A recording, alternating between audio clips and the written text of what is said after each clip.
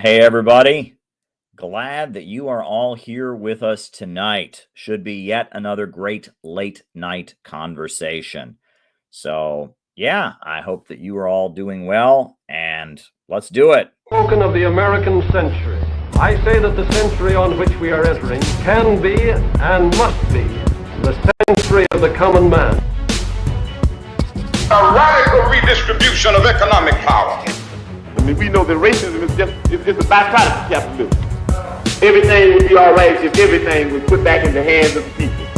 We need a government that will make sure Americans are taken care of and organize the economy to serve the people, not the profits of a wealthy few.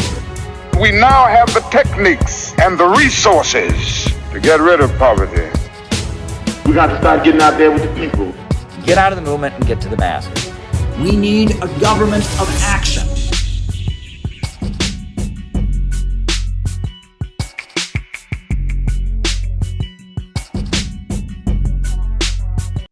Welcome, everybody. I am so glad to be here with all of you tonight. Got to tell you, it is certainly cold here in New York City, but today was a very lovely day.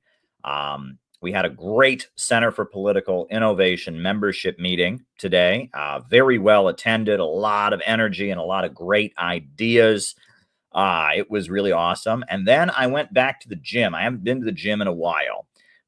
But, you know, I felt like I'm getting that winter fatigue where you just want to sit around and it's time to push back against that. So I went and I exercised and worked up a good sweat. And that felt great. And I am really glad that we can have yet another one of our great late night conversations here. Saturday night is always a big night on this YouTube channel. And so I'm glad to be here with all of you. I am thinking that this week I am going to do a morning stream. I have not done a morning stream in a while, but to change it up, I'm going to try to do a morning stream early next week, maybe Monday. We shall see. I've not done a morning stream in a while, so I feel like that'll change things up a bit. Part of our winter way of doing things. So yeah, the way we do things here tonight, for those of you who may not be familiar, first I give my opening remarks. That's whatever it is I'm going to talk about for tonight. And then from there, I do a roll call where I call you all out as I see you, names and locations. And then from there, I answer your questions for the remainder of the show. The second half of the program is me answering your questions. So if you have something you would like me to talk about in the second half of our program, by all means, just send me a super chat. That's the way we do it. Now, we always have a couple announcements. First big announcement is every morning on the Center for Political Innovation YouTube channel, which is growing right now. The CPI YouTube channel is growing thanks to the hard work of Dan Niswander, who's been doing the morning messages every morning. That's really, really appreciated. Dan Niswander has taken on our morning messages. We're having them every morning. And that's really great. And on top of that, in addition to that, we are having, from what we understand, we are having,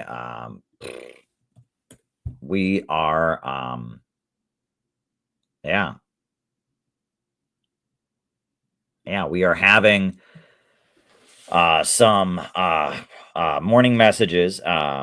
We're having those. Just wanted to check something. But anyway, we're having morning messages. We are having those every morning on the CPI YouTube channel. And if you would like to submit a morning message, it's a great way. I encourage people to just tune in every morning, listen to the morning messages. They're there when you get up. They premiere at 6 a.m. Eastern time every morning. And you can start your day by getting plugged into CPI and what we're doing. It's just a great way to start the day. And if you'd like to make one, we do need people to step up and make them, make morning messages. So if you would like to make morning messages, we do have a link with which you can do that. The link is below all the CPI YouTube videos. So just go and look at that and submit a video, submit a morning message. The more people that make morning messages, the more different people from our community are stepping up and sharing with other people, the better. We need to have people engage. That's the idea. So, send us some morning messages. Now, the other big news is that we are headed to Washington, D.C. for the inauguration. On Inauguration Day, the Center for Political Innovation is having an open house at a hotel near the White House. We have reserved a really nice hotel, and we will be publishing the information about that event shortly. Inauguration Day in D.C. is going to be very, very wild. We intend to do massive outreach to Trump supporters with our big banner, Only Peace Can Make America Great Again, and with a booklet, a special booklet we're publishing. We have a very nice hotel, and there will be free food at the event. It's going to be good. We had to get the free food because it's a food minimum, at the hotel. They didn't want to be open for Inauguration Day, but we made an arrangement. So that's a perk. Everyone who comes will get some nice free food. Some of our friends like Garland Nixon and others are going to be there. It's going to be a lot of fun. So I will see you all in Washington, D.C. on Inauguration Day. You'll soon have all the information about that. Inauguration Day evening, Monday, January 20th, that evening, we're having a nice event in Washington, D.C., full of scrumptious food and singing and music and comedy, and it's gonna be awesome. So I hope to see you all in Washington, D.C. on Monday, January 20th for Trump's inauguration, which is going to be a wild day in Washington, D.C., to say the least. We got some interesting activities in the works related to that day also, which you'll be hearing more about. So much is going on. So much is going on with the organization right now. I am absolutely delighted. I've got a smile on my face because so much is being planned, and it's very exciting. I am headed to Florida for the Uhuru 3 and their sentencing, which is taking place December 16th. I'm headed down to Florida next weekend to support Chairman Omali Yeshitela, Penny Hess, and Jesse Neville. And we still are trying to continue circulating our letter to U.S. President Donald Trump, possibly buying an ad in a major newspaper in Washington, D.C. at a meeting about this week. So much is going on with our organization. So much is going on with CPI right now. I am pumped. We are ready to roll. And I guess before I end the announcements portion, I guess I'll just tell you all, it's time to join. We need people to become members of the Center for Political Innovation. If you agree with what we do, if you're part of this community, if you support what we're about and you support our anti-imperialist message, by all means, become a dues-paying member. It is $15 a month, which is not too bad, and it goes to help fund all the great activities that we do. And we need your support so that we can have great conferences and events and publish great books and do all kinds of awesome stuff. It's really important. And on top of that, keep in mind the date July 12th, 2025, because that is going to be the day of the biggest event that CPI has ever done. We are going to fill an auditorium with 400 people. And it's going to be amazing. It's going to be absolutely amazing. We are having a major anti-imperialist mega rally in Chicago, July 12th, 2025.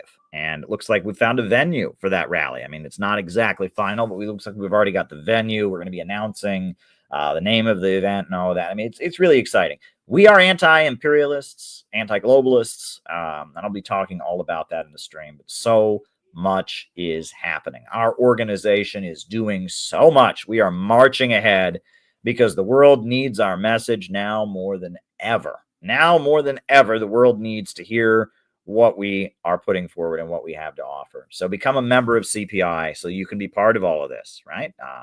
We need people to sign up and join the organization. So become a member. And that's the update. So now we'll get to the stream. Opening remarks first. Then from there, we do the roll call. Then I answer your questions. If you got something for me in the second half of the show, you got a question you'd like me to answer, by all means, send a super chat on YouTube or send a Rumble rant on Rumble. That's the way these things work. My friends, what is anti-imperialism?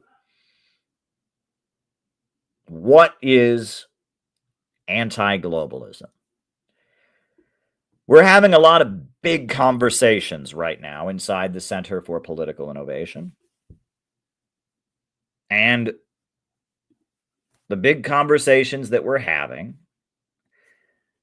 revolve around how is it that we can effectively communicate our message and put forward our understanding of the world, and do so in a way that communicates effectively what it is that we advocate, and in addition to that, makes clear what it is that we are trying to achieve by putting forward real solutions.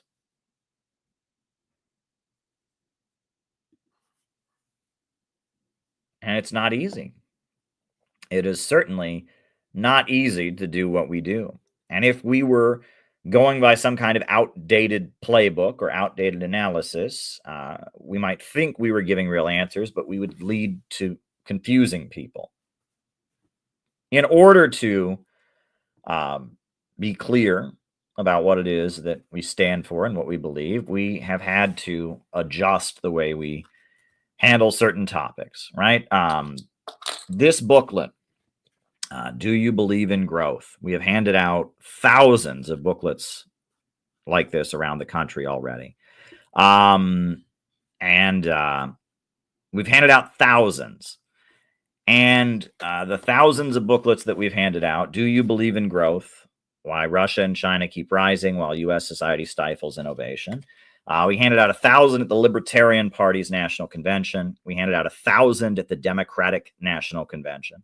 It's in the process of being put on the website in a much more professional manner. It was on the old website, but now we have a new website and it's being adjusted. And this booklet tells what it is that we're talking about, why it is that we talk about globalism, imperialism, what it is that we're talking about. And we have determined in CPI that we're not going to talk about just imperialism anymore. And we're not going to say globalism by itself. And instead, we're going to talk about globalism / imperialism, or imperialism / globalism. Why? Because we got to be clear about what we're referring to. If you say imperialism by itself, that word has become associated with wokeness. That is what the word is now associated with. It's associated with, hold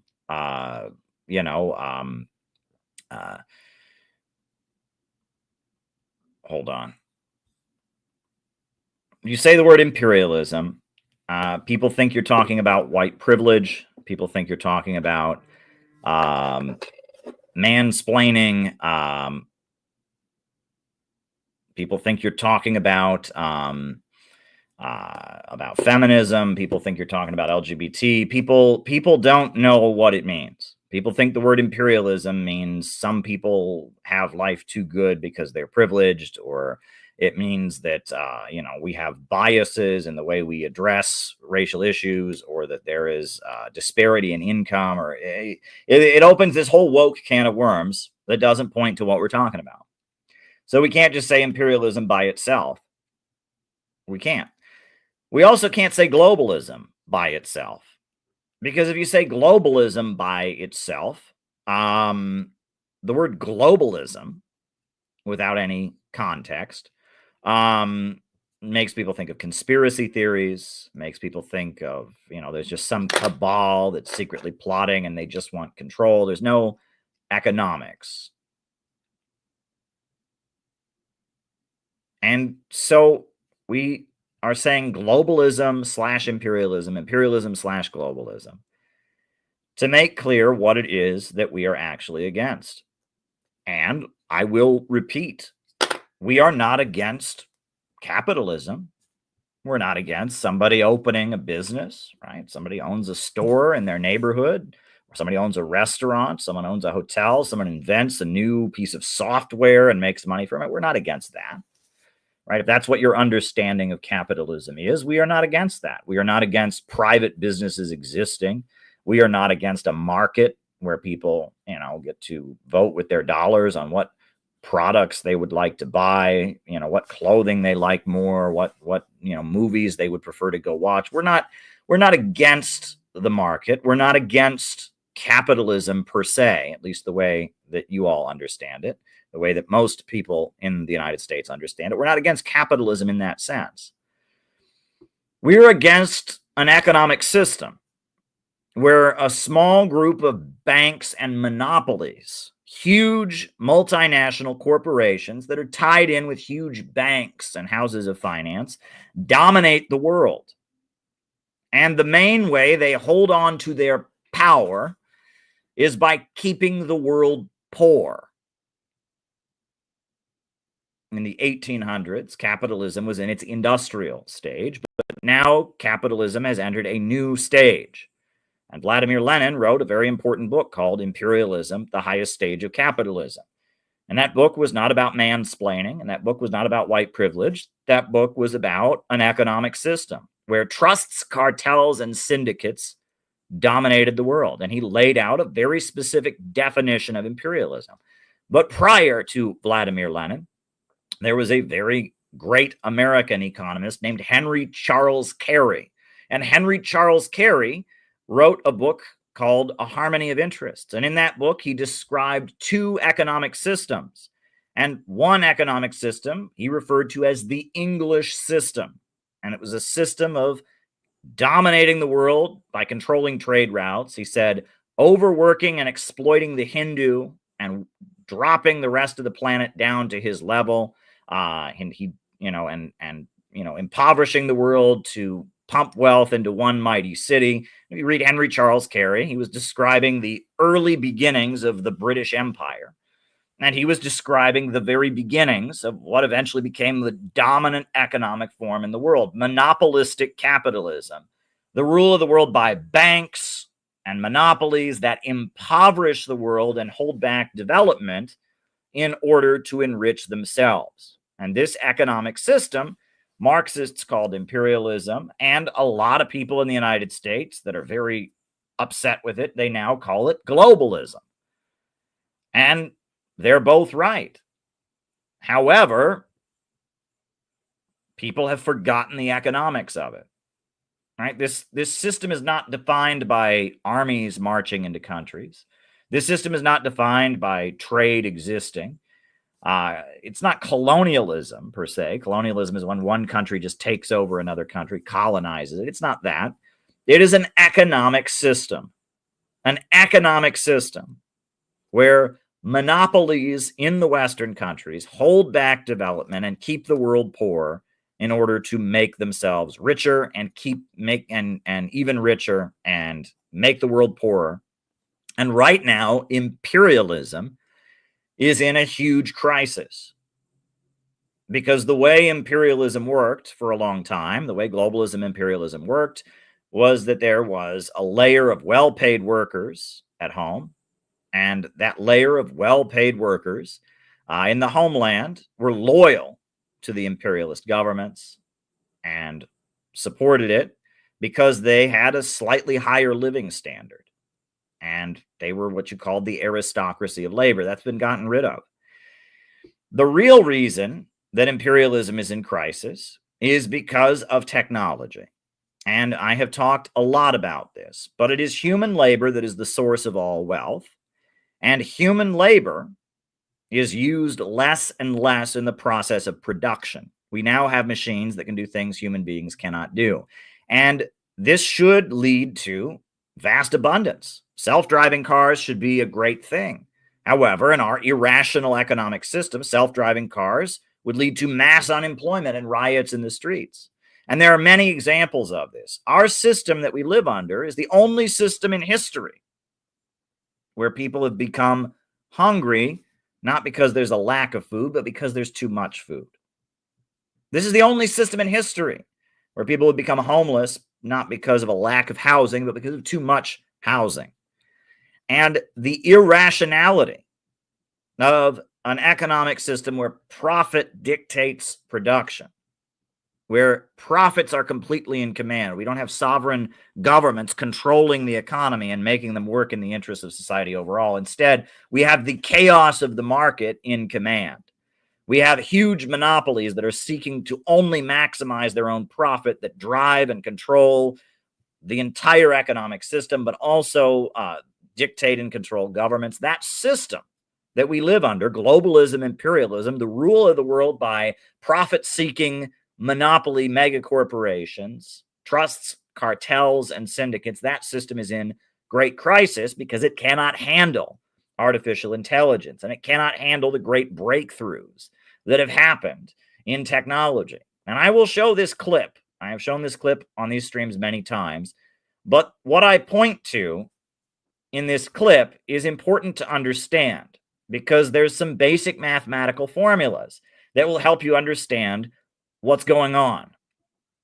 Explain what needs to be explained, what used to be considered Marxism 101, about why it is that our Western capitalist economy is crashing and burning. And in order to do that, I'm going to have to do some math. And I hate math. Do you know why I hate math? Because I grew up in America. I went to public school in the United States of America, so I am going to, at risk of embarrassing myself, because math was never my best subject, I am going to do some mathematics here on the board for you to explain the problem. I very much enjoyed Caleb's speech. So if you are creating a product, right, if you're a factory owner, you're making a product, you are going to need the material through which that product is made, the manufacturing materials. So that'll be A. The simple equation you put forward to explain the crisis of overproduction and the falling rate of profit. And you're probably going to need to transport the product to where it's sold. That's B. It broke down where your money goes.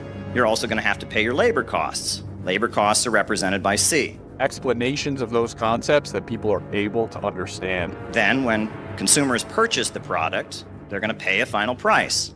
And that final price is D.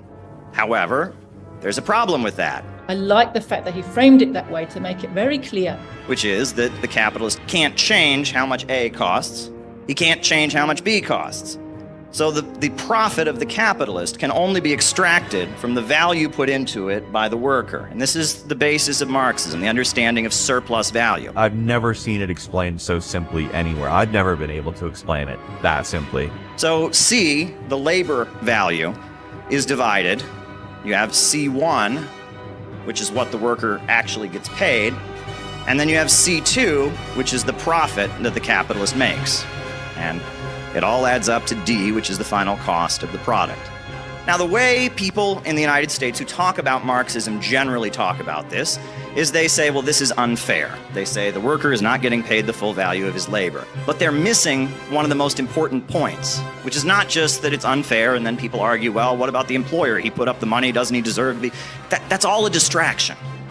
Because the important thing to understand is this. C1 is always going to be less than D.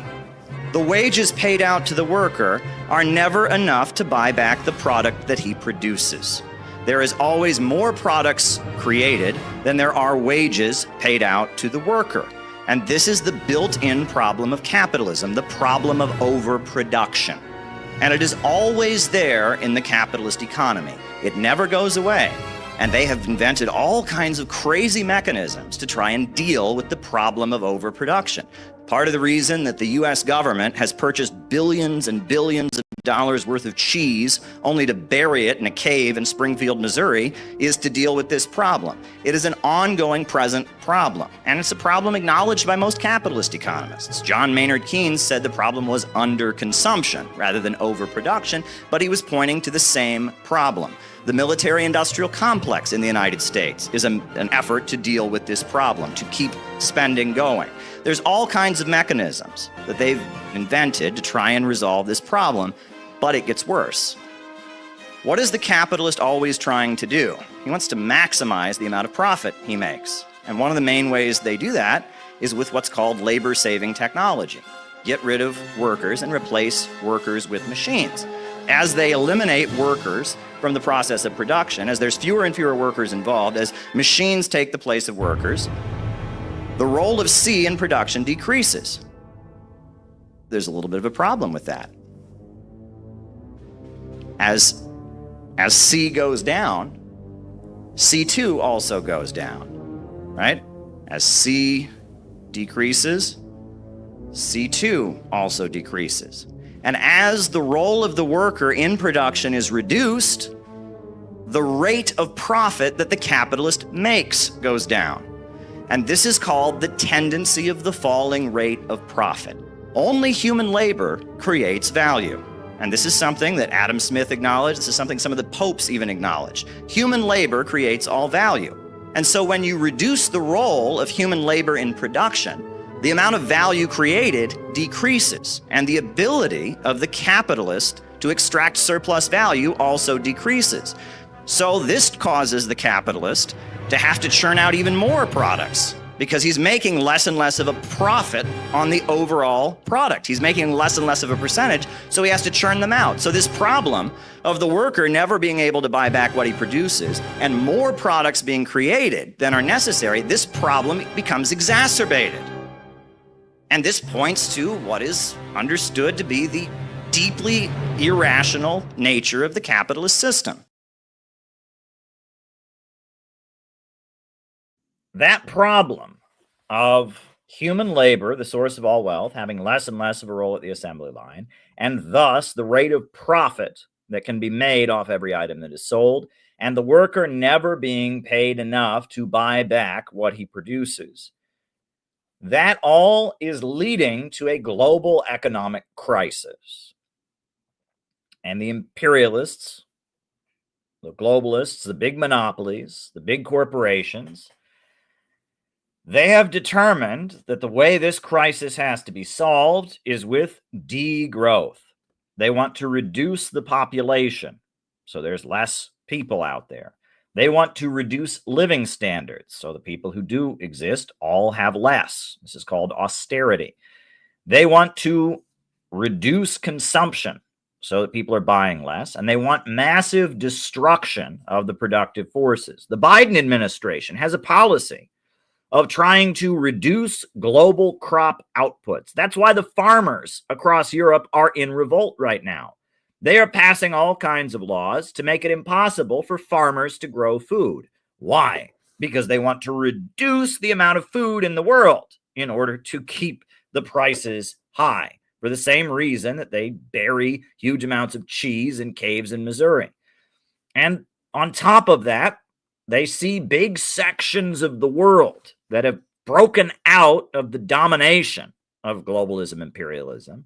China, that broke free with the second revolution, the big revolution of the 20th century, that became the second largest economy in the world through massive industrialization. China broke out of their domination. They want to destroy China. Russia has broken out of their domination. They want to destroy Russia. Iran, Venezuela, Cuba, North Korea, Nicaragua, basically any country that they tell you you're supposed to hate on CNN is hated because it has broken out of their domination. It has asserted its independence. And because of that, they want to destroy it. And if they can destroy it, perhaps that can resolve the glut. The reason they hate Russia is because Russia is selling oil and gas. And the oil and gas that Russia is selling is being sold on the,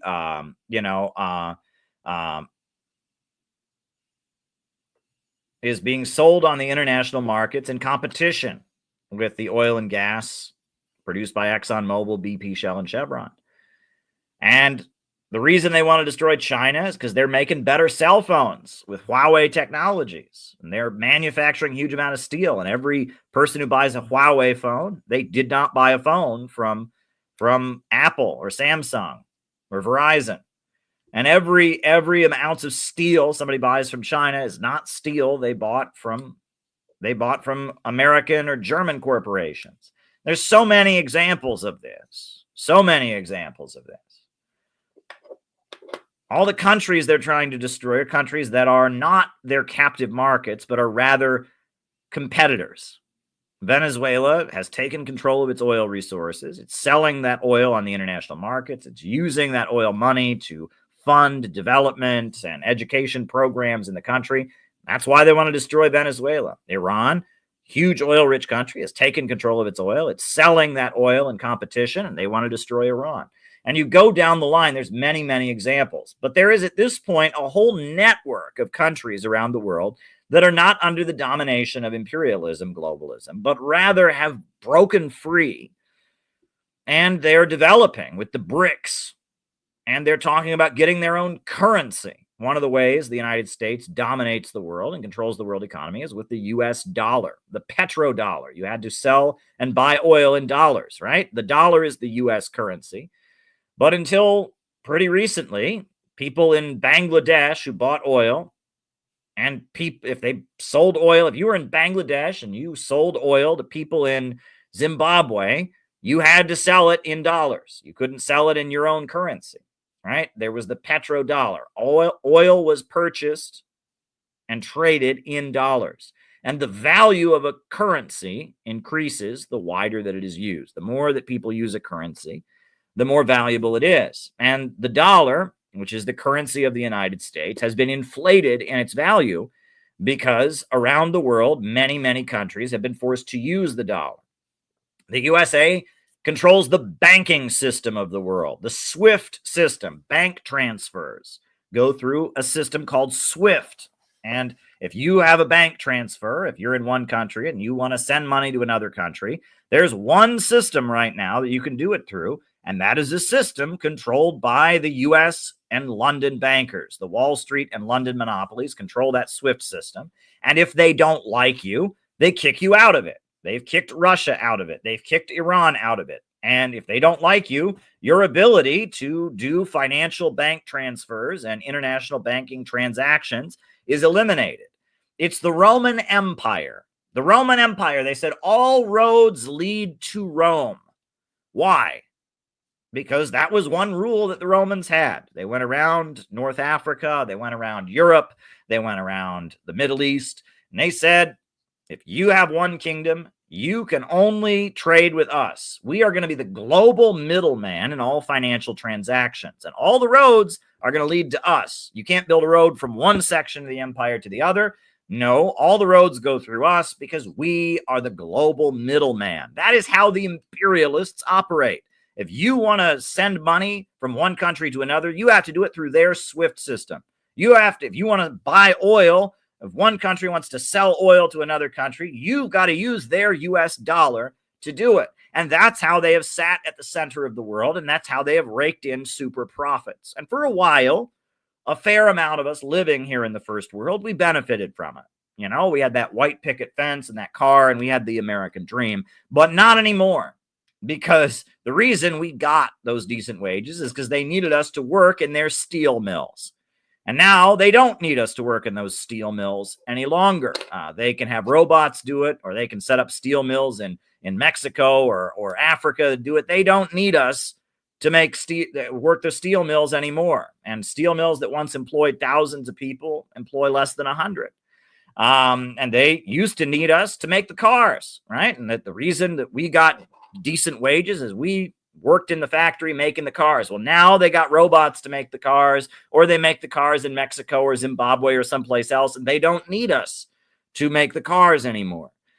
And that we're at the point that this layer that held U.S. society together, this aristocracy of labor, this well-paid industrial working class, has been so drastically eliminated, and living standards are going down.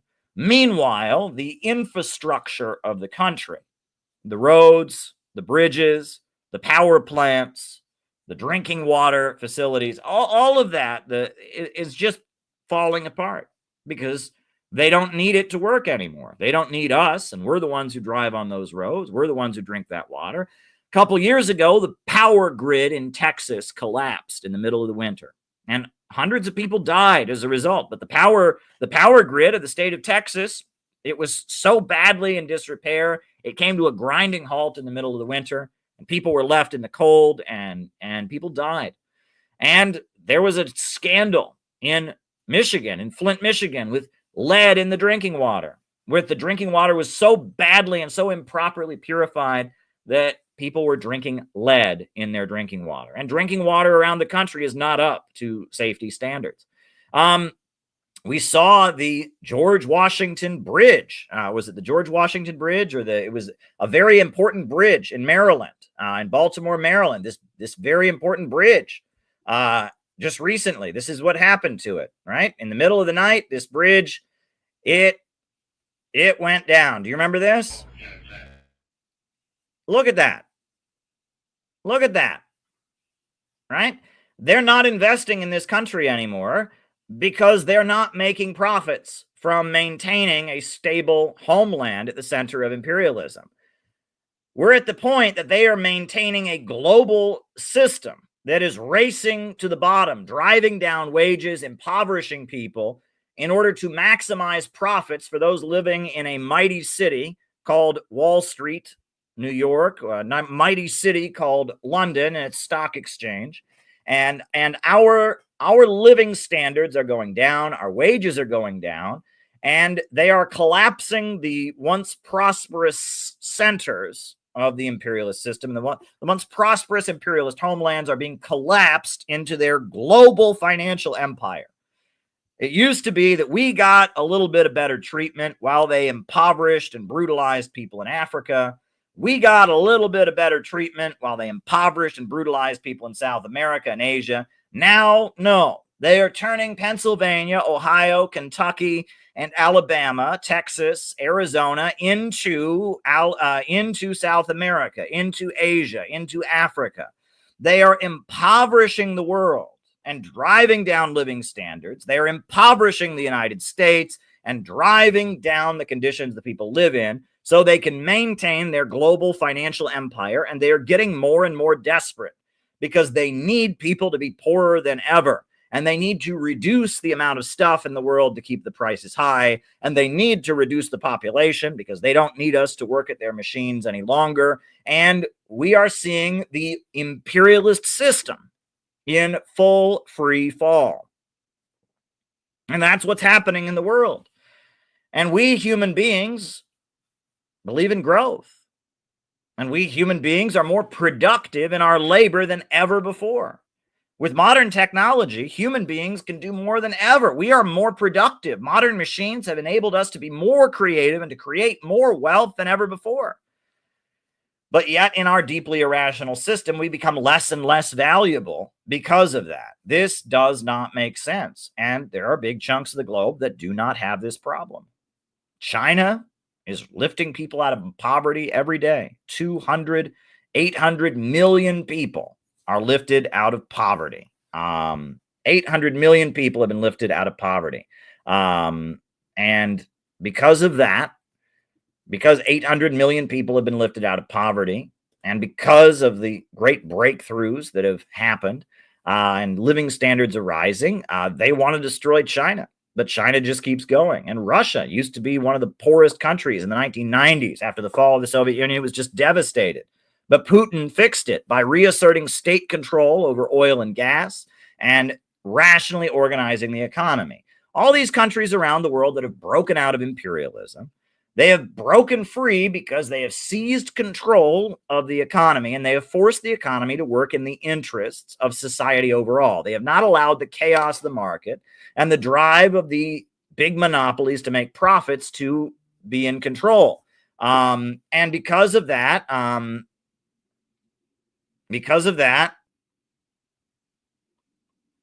they have become a target. But they continue to rise while the global imperialist system is collapsing. So they're desperate to go seize chunks of the world that have broken free from their dominion. And if they go all out with that, it'll mean World War III. It'll mean they'll have to go to war with Russia and China to reconquer them. And on top of that, they want us to accept more and more poverty. They want us to be willing to accept more and more poverty, more and more impoverishment, And in order to do that, they're going to have to take away our rights because we're not going to put up with it. And so they're setting up what we call the low-wage police state here at home. They are marching us toward World War III, toward a new world war, and they are setting up a low-wage police state. And we oppose both of those things. We oppose the low-wage police state, and we oppose the danger of a new world war. And that is why the Center for Political Innovation exists, to oppose the danger of a new world war and to oppose the low-wage police state, and to put forward a vision of a government of action that fights for working families. And that is what we need. We need a government of action to fight for working families. We need a government of action to fight for working families. We need a government of action to fight for working families. We need a government of action to fight for working families. That is what we urgently need. And we have a 4-point economic plan that you can read on our website. It's also in this booklet about what a government of action that fights for working families would look like. Step 1 would be a mass program to hire the unemployed people to rebuild America, rebuild our power plants, rebuild our bridges, rebuild our schools and universities, rebuild our hospitals, rebuild our water treatment facilities, build some high-speed railway, just completely give a complete high-tech infrastructure upgrade to America. Step 1. How are you going to pay for it? Step number 2. Public control of our natural resources, the wealth of America, the oil and the coal and the natural gas and the timber, all the natural resources that come out of our soil should be public property, and the wealth from them should go into the public budget. We shouldn't have to pay 30, 50% of our paycheck in order to fund the government. The government should get its revenue to pay for hospitals and schools, etc. It should get that from our natural wealth. We as a country should get richer from the wealth of our country. Step 3, the banking system must be put under public control. Go and read the Bible, go and read the Quran, and go and read the Torah. And those are the holy books of the 3 major religions. And every single one of them, the Quran, the Torah, and the Bible, says that lending money at interest is not allowed. Lending money at interest is considered to be, in the Bible it calls it usury, in the Quran it calls it ribald. It is considered to be not permitted. And why? Because if you lend money at interest, then you get money by simply having money. You have not created any real value in the process of earning that money. And if there's a group of people who make money by simply having money, pretty soon they're going to be wealthier than everybody else. And pretty soon the government is going to be in debt to them. And pretty soon all of society is going to be centered around them. And that's what bankers are. And imperialism is not the rule of the world by capitalists. It's not the rule of the world by a guy who owns a steel mill or a guy who owns a store in your neighborhood. It is the rule of the world by bankers, financiers, usurers. And that has got to be gotten rid of. And with rational public control of credit, with the creation of a national bank that lends money strategically in the interest of the country, we can plan out our economy. We can decide, hey, if we need more homes in a certain area, we'll lend money to working people to get mortgages and have homes in that area. If we need a certain type of business that would make the country more prosperous, we need more farmers, we'll start loaning money to people and give them loans to start farms, and then they'll pay back into the public budget, right? That the lending of money should be done strategically in the interest of the country in order to carry out an economic program of making the country wealthier. That's step 3. And once those things have been enacted, we could then enact an economic bill of rights, the right to a job, the right to housing, the right to health care, the right to education. These things should be available to all and not as a handout. Not as a handout. We don't view them as, oh, we're giving people a free stuff. Wow, we just want to give people free stuff. We shouldn't see it that way. We should view it as an investment in our nation. If we want to have a strong country, we need the labor power of every person to be utilized. So having unemployed people doesn't make any sense. If someone's unemployed, hire them and put them to work building highways and bridges to make a stronger country. If someone's unemployed, hire them to go be a teacher and start teaching young people or educating our youth. If someone's unemployed, hire them to clean the streets. But that the productive labor power of every person should be utilized. So a job should be a right. Every person should be employed. Secondly, healthcare. Again, if we want to have a strong country, are we going to have a strong country with a bunch of sick people in it? Are we going to have a strong country if people are dying at a young age, if people are not able to be productive because they're sick? No. So we need health care to be a human right as an investment in our population. Education. Do we want a country of dumb people? No. Do we want a country of people who can't invent new things? Do we want a country without engineers, without scientists? No. So education should be available to all as an investment in our nation. Not as a handout, but as an investment. We need to recognize that it is you and me, human beings. We are the source of all wealth in the world. It is human creative power that has gotten us from hunter-gatherers in the woods to space travel and iPhones. No other species can do what we can do. We human beings have a godlike ability to force nature to serve us. All other species, all other animals, they simply interact with their environment. But we force the environment to serve us, and we are constantly reinventing our ability to force the environment to serve us in very efficient ways. And, you know, it used to be we made fire and we burned wood. And if we were still burning wood to keep ourselves warm, we would have deforested the planet a long time ago. But after a while, we discovered we could burn coal. And then we discovered that we could burn natural gas and petroleum. And now we've figured out that we can split atoms and use nuclear power to heat our homes and create electricity. Human beings are constantly figuring out new efficient ways to interact with their environment, to be more productive, to create more energy, to have a larger population, to live longer and have a longer life expectancy, to have a more comfortable and happy life than we did before. That is the nature of mankind. We are like our Creator. God is the creator of all things, and we human beings have a piece of godliness inside of us. We have a soul.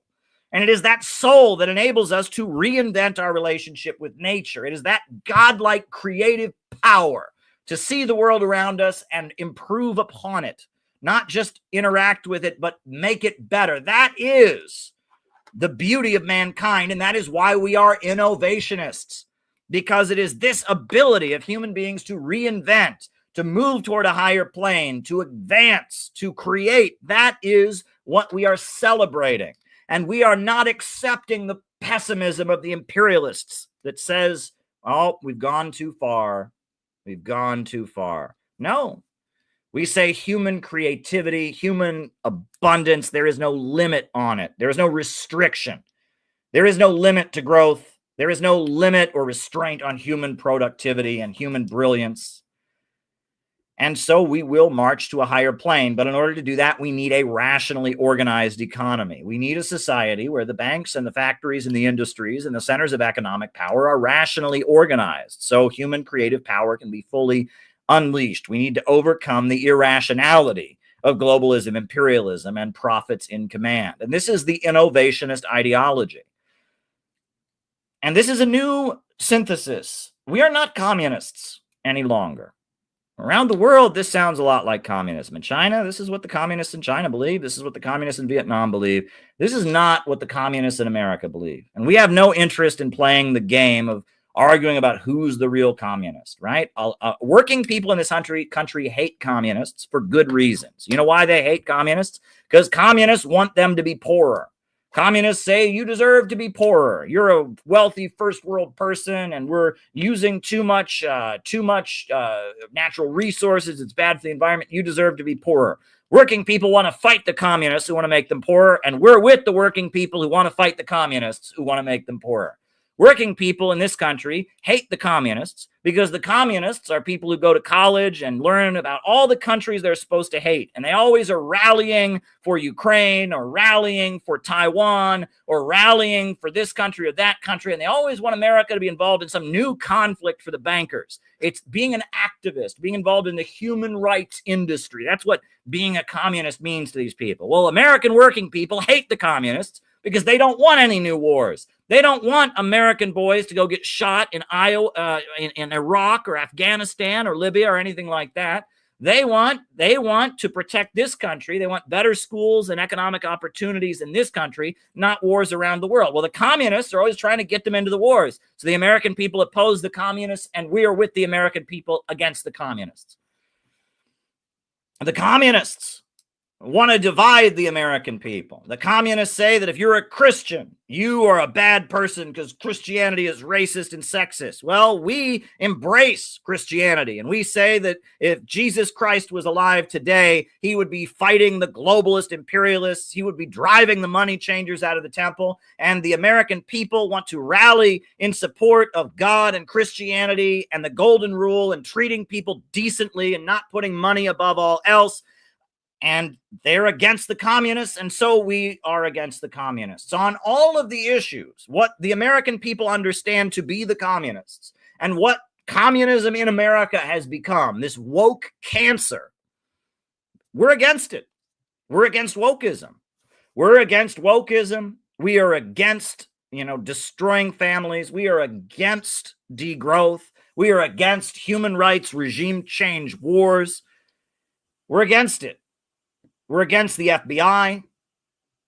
We're against the attacks on our civil liberties. And the communists at this point have fully embraced all of those things. So yes, a lot of what we understand, it comes from Marxist economics. It comes from texts like Friedrich Engels' Socialism, Utopian, and Scientific. A lot of what we understand is rooted in an understanding of globalism, imperialism, rooted in economics.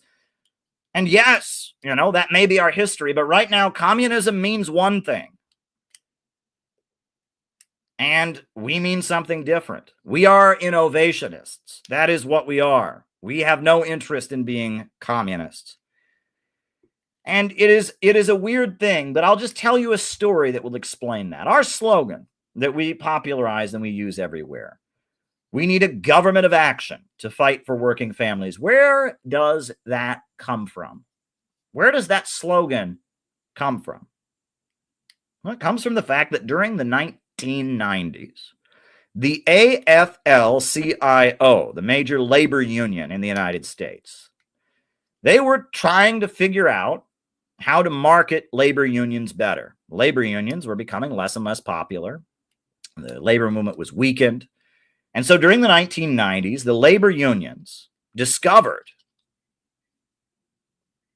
that if you went around talking about fighting for the working class, if you went around talking about fighting for working people, people would not be as interested as if you went around and said you wanted to fight for working families.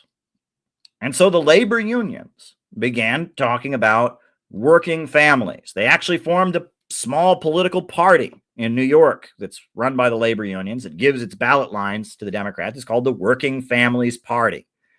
And there's the Working Families Party, the labor unions, and even today the labor unions, they say we are fighting for working families. And why is that more popular? When people hear working families, they think of a mom and dad that are struggling to feed their kids. And why would anyone want working families to be poorer? You think of a mom and dad with kids struggling to make sure they have enough, struggling to make sure their kids got new clothes and all of that. Everyone wants to support working families. We think of the warmth of a family, people caring for each other, the empathy, the kindness, the solidarity that people have with each other. Working families sounds great. But the communists were against that slogan. No, I am not exaggerating. The Workers' World Party, the Freedom Socialist Party, the International Socialist Organization, all the different communist groups opposed the phrase working families. You know why? They said it was anti-LGBT. Now, I don't understand how the phrase working families is anti-LGBT. Don't LGBT people have families, right? I mean, all people have biological parents, and so don't LGBT. But for some reason, they decided the phrase working families was anti-LGBT. Well, you know, I am somebody who believes people have the right to live their lifestyle as they choose. I don't think the government should regulate that kind of thing. But I do not understand how in the world the phrase working families is anti-LGBT. It is not. It is not. I know many LGBT people that are part of working families. So why were they against it? They're against it because of a mindset. It's a spiritual question. Because of why is the phrase working families popular?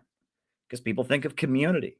People think of caring for each other. They think of all these things, and that is not what communism is associated with. There is a spiritual cloud that hangs over communism. Communism is an ideology that, for whatever reason, is associated with guillotines. It's associated with vengeance. It's associated with anger and rebellion and tearing things down. And those feelings that the phrase working families evokes, that is what they are against. Communism is an ideology that attached itself to the struggle to bring down feudalism. And because of that, communism wants to be about the spirit of rebellion, the spirit of destruction, the spirit of vengeance, the spirit of releasing sexual impulses, the spirit of releasing anger and rage. That is what communism has attached itself to. It has attached itself to a spiritual vibe.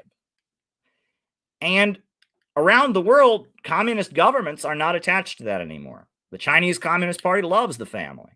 The Russian communists, they love the family. In Nicaragua, the communists there, they love the family. All the communists around the world, they love families. They promote families. They love it. And you'll notice all the communists in America hate those governments, and they call them Stalinist regimes. They're not really socialist. Communism in the West is an attachment to a satanic aesthetic. It is an attachment to the guillotine. It is an attachment to vengeance and tearing people down. It is an attachment to all kinds of things, and it has divorced itself from the economic theories. They can't explain to you what imperialism is. They can't explain to you the tendency of the falling rate of profit. They can't explain to you the problem of overproduction or the value crisis. They don't know any of that. They are just attracted to a spirit of vengeance. When Jimmy Dore came out and said, let's force the vote. Let's force the vote in Congress. Let's demand that they vote on Medicare for all. They canceled Jimmy Dore. The communists canceled Jimmy Dore. How dare he? How dare he demand Medicare for all? That's racist. That's sexist. They tore down Jimmy Dore for doing that.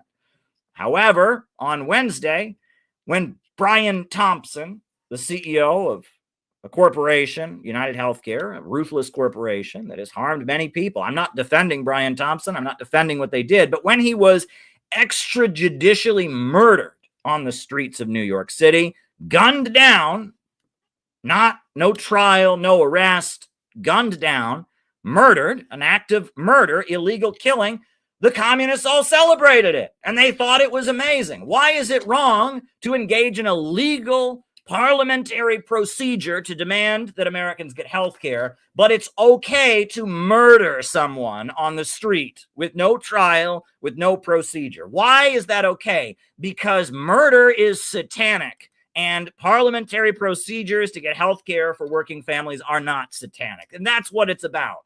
They want to become communists not because they want working families to get health care, but because they want to kill people and they want vengeance and they want to murder people. And we must break with that dark satanic aesthetic.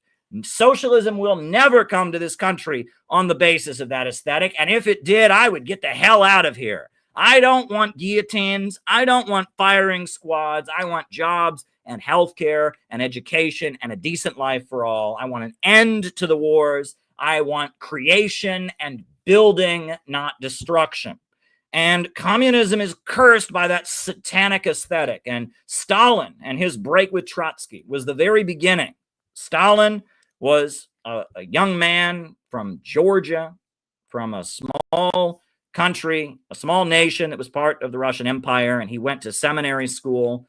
And he did not agree with Trotsky, whose theory of permanent revolution celebrated bloodshed and killing. And when Stalin defeated Trotsky, when Stalin brought back the Russian Orthodox Church in order to defeat the Nazi invaders, when Stalin celebrated the Soviet family and created the 5-year plans to industrialize, that was the first break that the communist ideology had with the satanic spirit that had overtaken it. And when Deng Xiaoping took power in China, and he said, poverty is not socialism, but to be rich is glorious, and we will utilize the market to strengthen our planned economy, to unleash growth and creative power, that was another step away from that satanic spirit. And nowadays, you look around the world, the global anti-imperialist movement that is blossoming, whether it's Bolivarian socialism in Venezuela and Nicaragua. In Nicaragua, their slogan is Christianity, socialism, and solidarity. Whether it is in China, socialism with Chinese characteristics, or Vietnam with their socialism-oriented market economy. Whether it's in Iran, where they say they are not socialist. They say it is not capitalism, but Islam. They call it the resistance economy. The resistance economy, fighting against the imperialists, the resistance economy.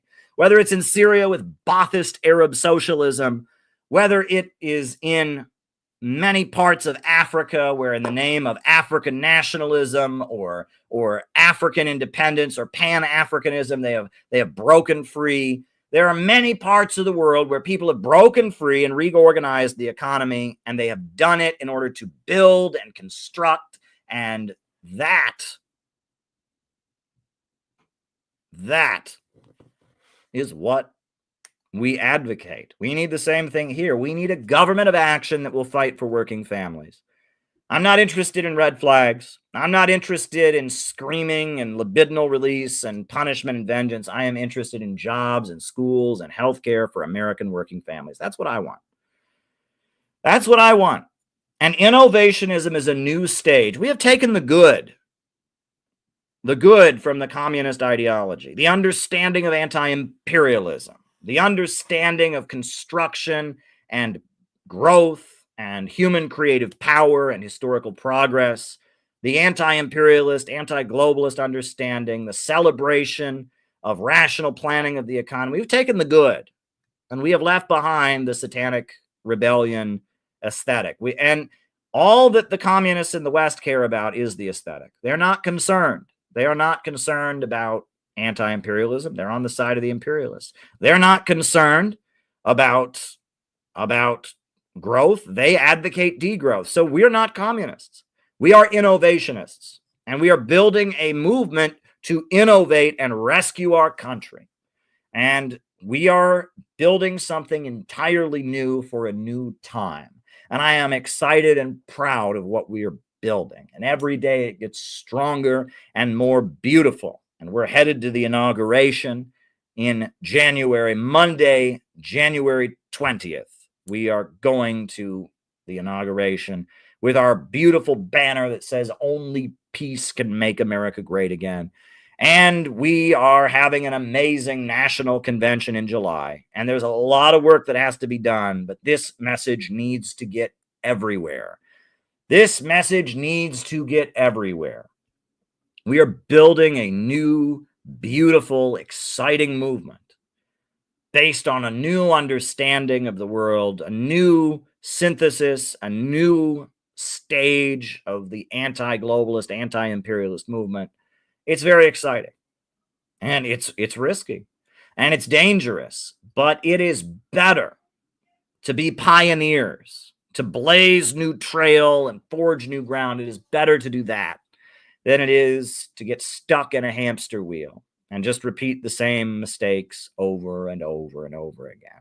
Sometimes in life, you have to go out on a limb if you want to get things done and to see how things have lined up. We have seen it over and over and over again. We've talked to working people. We have come to the conclusion that this is the move that we need to take. And part of the reason we need to take this move is because the way people support themselves has really changed. Why did Javier Milei win the election in Argentina? Why did he win? Argentina is a country that has a long history of very powerful socialist and communist labor unions. They've had presidents, Juan Perón, who was very much an anti-imperialist and was a friend of Fidel Castro. Why did Javier Milei win in Argentina? He's been an awful president. His policies have been horrendous. He's been bad for Argentina in every conceivable way. But why did he win the election? He won the election because the majority, or a large percentage, maybe not the majority, but a large percentage of the young men of Argentina don't have regular jobs. They work as gig economy workers, as precarious workers. They work in the gig economy. They're Uber drivers. They sell products online. They engage in various day-to-day activities to pay their bills. And those day-to-day activities they engage in don't give them the same amount of pay every day. They don't. And they are treated by the Argentine government as if they are small business owners. Even though they're being exploited by big monopolies like Uber, like Amazon, they're considered small business owners as they struggle to survive. And on top of that, they're competing with other people that are part of this gig economy, and they have to use their ingenuity. The Uber driver has to figure out where he's going to go. And on top of that, the Amazon worker has to figure out what product he's going to turn over. And that these guys are out there hustling every day to survive, using their creativity to try to make enough to survive. And Argentine law that has been written to favor labor unions punishes them for this, treats them as if they are wealthy capitalists who have to pay all their money in taxes. And it is that they identify with the middle class rather than with the industrial working class. And they see themselves as capitalists. And so they are not interested in socialism or communism as we understand it, because they see socialism and communism as propping up the very bureaucracy that has got its boot on their neck and is making it hard for them to get by. And they are convinced that the lifting of the restrictions on the market, the lifting of the licenses that they have to get, the lifting of the taxes that they have to pay on their business transactions, will enable them to flourish. Now, this is a very important development, but it's pointing to a reality. This is the way the global economy is working. You give it another 10 years, you give it another 20 years, there's going to be a lot more gig economy workers in the world. Industrial workers are a thing of the past. And we need an ideology that aims to liberate the gig economy worker and celebrates what he is constantly trying to maximize, his innovation. Right now, many gig economy workers and many small business owners are convinced that if we just get the government out of the way, everything will work out naturally. And they're wrong. They're very, very wrong about that. They are going to learn through the course of struggle that it's not enough to have the government not tell you that you have to take the vaccine. That what we really need is a government that kicks the ass of big pharma. That's what we need. It's not enough to not have a government that's in bed with Amazon. We need a government that drags Jeff Bezos out of his office in handcuffs. It's not enough to have a government that doesn't write the environmental laws to rig things for ExxonMobil, BP, Shell, and Chevron. We need a government that'll kick the ass of the Rockefellers and the DuPonts and the Carnegies and use that natural wealth to build up our own economy. We need a government that punches up. That's what we need in America. We need an anti-monopoly government, a government that fights for the economy overall, a government that fights for the working families, a government that fights for the small business owners, a government that fights for the neighborhoods and the communities and builds the roads and punches up against the ultra monopolies and their agenda of marching us toward World War III and a low-wage police state. Well, that's what we need. That is what we need, and they will have to learn that over the course of struggle. And it's not going to be easy, and it's going to require people like us who understand this. We have the understanding of how the universe operates, and we can be involved in these struggles. And we can push forward anti-imperialism, anti-globalism, and oppose the low-wage police state. And we can arm people with the knowledge and the guidance to march forward toward creating the anti-monopoly coalition and building a government of action that fights for working families. And that is where we're at. And that's why we are innovationists. And that's why we will defeat globalism, imperialism. And that is what is so amazing about our movement. We have taken the understanding of economics, the understanding of imperialism, the understanding of the nature of the world from the global communist and anti-imperialist movement. We've attached to it a celebration of human creativity that you can find in Marx, but it's not emphasized because Marx lived in the day of factory owners and factory workers. We have synthesized it with artificial intelligence and the new developments in the world economy, and we have a beautiful new movement that we have created, a new ideology, a new perspective that is desperately needed in this country like you wouldn't believe. And we are the cutting edge, and no one is coming close to what we can do. The communists are all doing communism. The libertarians, they're fighting the big corporations, but they're still under the illusion that the market is magic. And they still think that somehow austerity and cuts and getting the government out is going to fix things. And they don't understand why Russia and China are rising. They don't get it. We have something very new and exciting here with the innovationist movement. We understand the divisions within the ruling class, the different factions that are battling each other for power right now. We have something very, very, very special, and there's many people who can see it. That's why there was a big crowd at our meeting this morning. That's why we're able to have the big events that we're having and make the alliances. That's why we got in New Yorker magazine to talk about the about our peace banner. That's why my book on Kamala Harris exploded over the summer, because I exposed who she worked for and what she's about. That's why this booklet has really educated a lot of people. We are the cutting edge. We are on the edge of something new and exciting. But it's going to require you to jump in.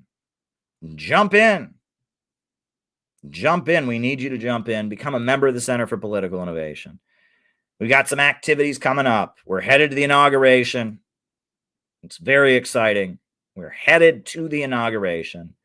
We are headed to Chicago in July, and we've got all kinds of activities between now and then that are so important. We have an amazing, amazing movement that we are building, and I'm really, really glad that all of you are here to be part of it, because we are doing some utterly amazing things. I am now going to show the letter that we sent to U.S. President Donald Trump, and I know there's a lot of people that have seen it before, but I'm showing it for the people who haven't seen it before. Because if you don't know what CPI is about, this letter was shared over 200 times on Twitter. This letter has been viewed over 5,000, almost 6,000 times on YouTube. It has been shared by Scott Ritter. It has been shared by so many important people, journalists from around the world, ministers, MAGA organizers in Georgia, libertarians. I mean, the amount of people that were inspired by this video letter that we made to Donald Trump, from all across the political spectrum. We just published an article today about the letter and all the people it inspired, because it was wild. This letter, it was first promoted George Galloway, Scott Ritter, Kim Iverson, former U.S. Congresswoman Cynthia McKinney, Syrian girl Miriam Salsi, conservatives Candace Taylor, Lee Stranahan, libertarian Dave Benner, who wrote a biography of Thomas Paine, Douglas Lane, the founder of Zero Books, Ashley Frowley, a well-loved columnist and academic in Britain, David Rovix, the folk singer, the Kentucky Party founder, Jeff Young, Christina Khalil, U.S. Senate candidate for the Green Party in Georgia, radio host Don DeBar. So many people have shared this letter and promoted this letter because it spoke to them. It spoke to Republicans. It spoke to conservatives. It spoke to liberals and anti-imperialists. It spoke to Christians. It spoke to Muslims. It spoke to Jews. It spoke to atheists. This letter is really something special. It's had over 79,000 views on Twitter so far. And I just want you to take the time to watch it right now. So if you've already seen it, my apologies. If you haven't seen it, now you are going to see the letter that shook the world. This letter that we wrote to Donald Trump. Official CNN projects that Donald Trump has been elected president. Donald Trump has won the state of Wisconsin, which means he is the winner of this race and will return to the White House. A sweeping and stunning victory, unlike any in our history. Donald Trump has won the presidency for a second time. Donald Trump, a convicted felon who survived 2 assassination attempts, making a remarkable comeback to become the next president of the United States. He's so evil! Nazi! Break out the boat! It was a terrible night. Look what happened. Is this crazy? Dear President Donald Trump, we've all spent the last year being told Donald Trump can never win again. But as we went and spoke with regular voters, that's never been what they seem to think. As we predicted, you won. Because the system that dominates the world, the system these people live in, is in complete crisis.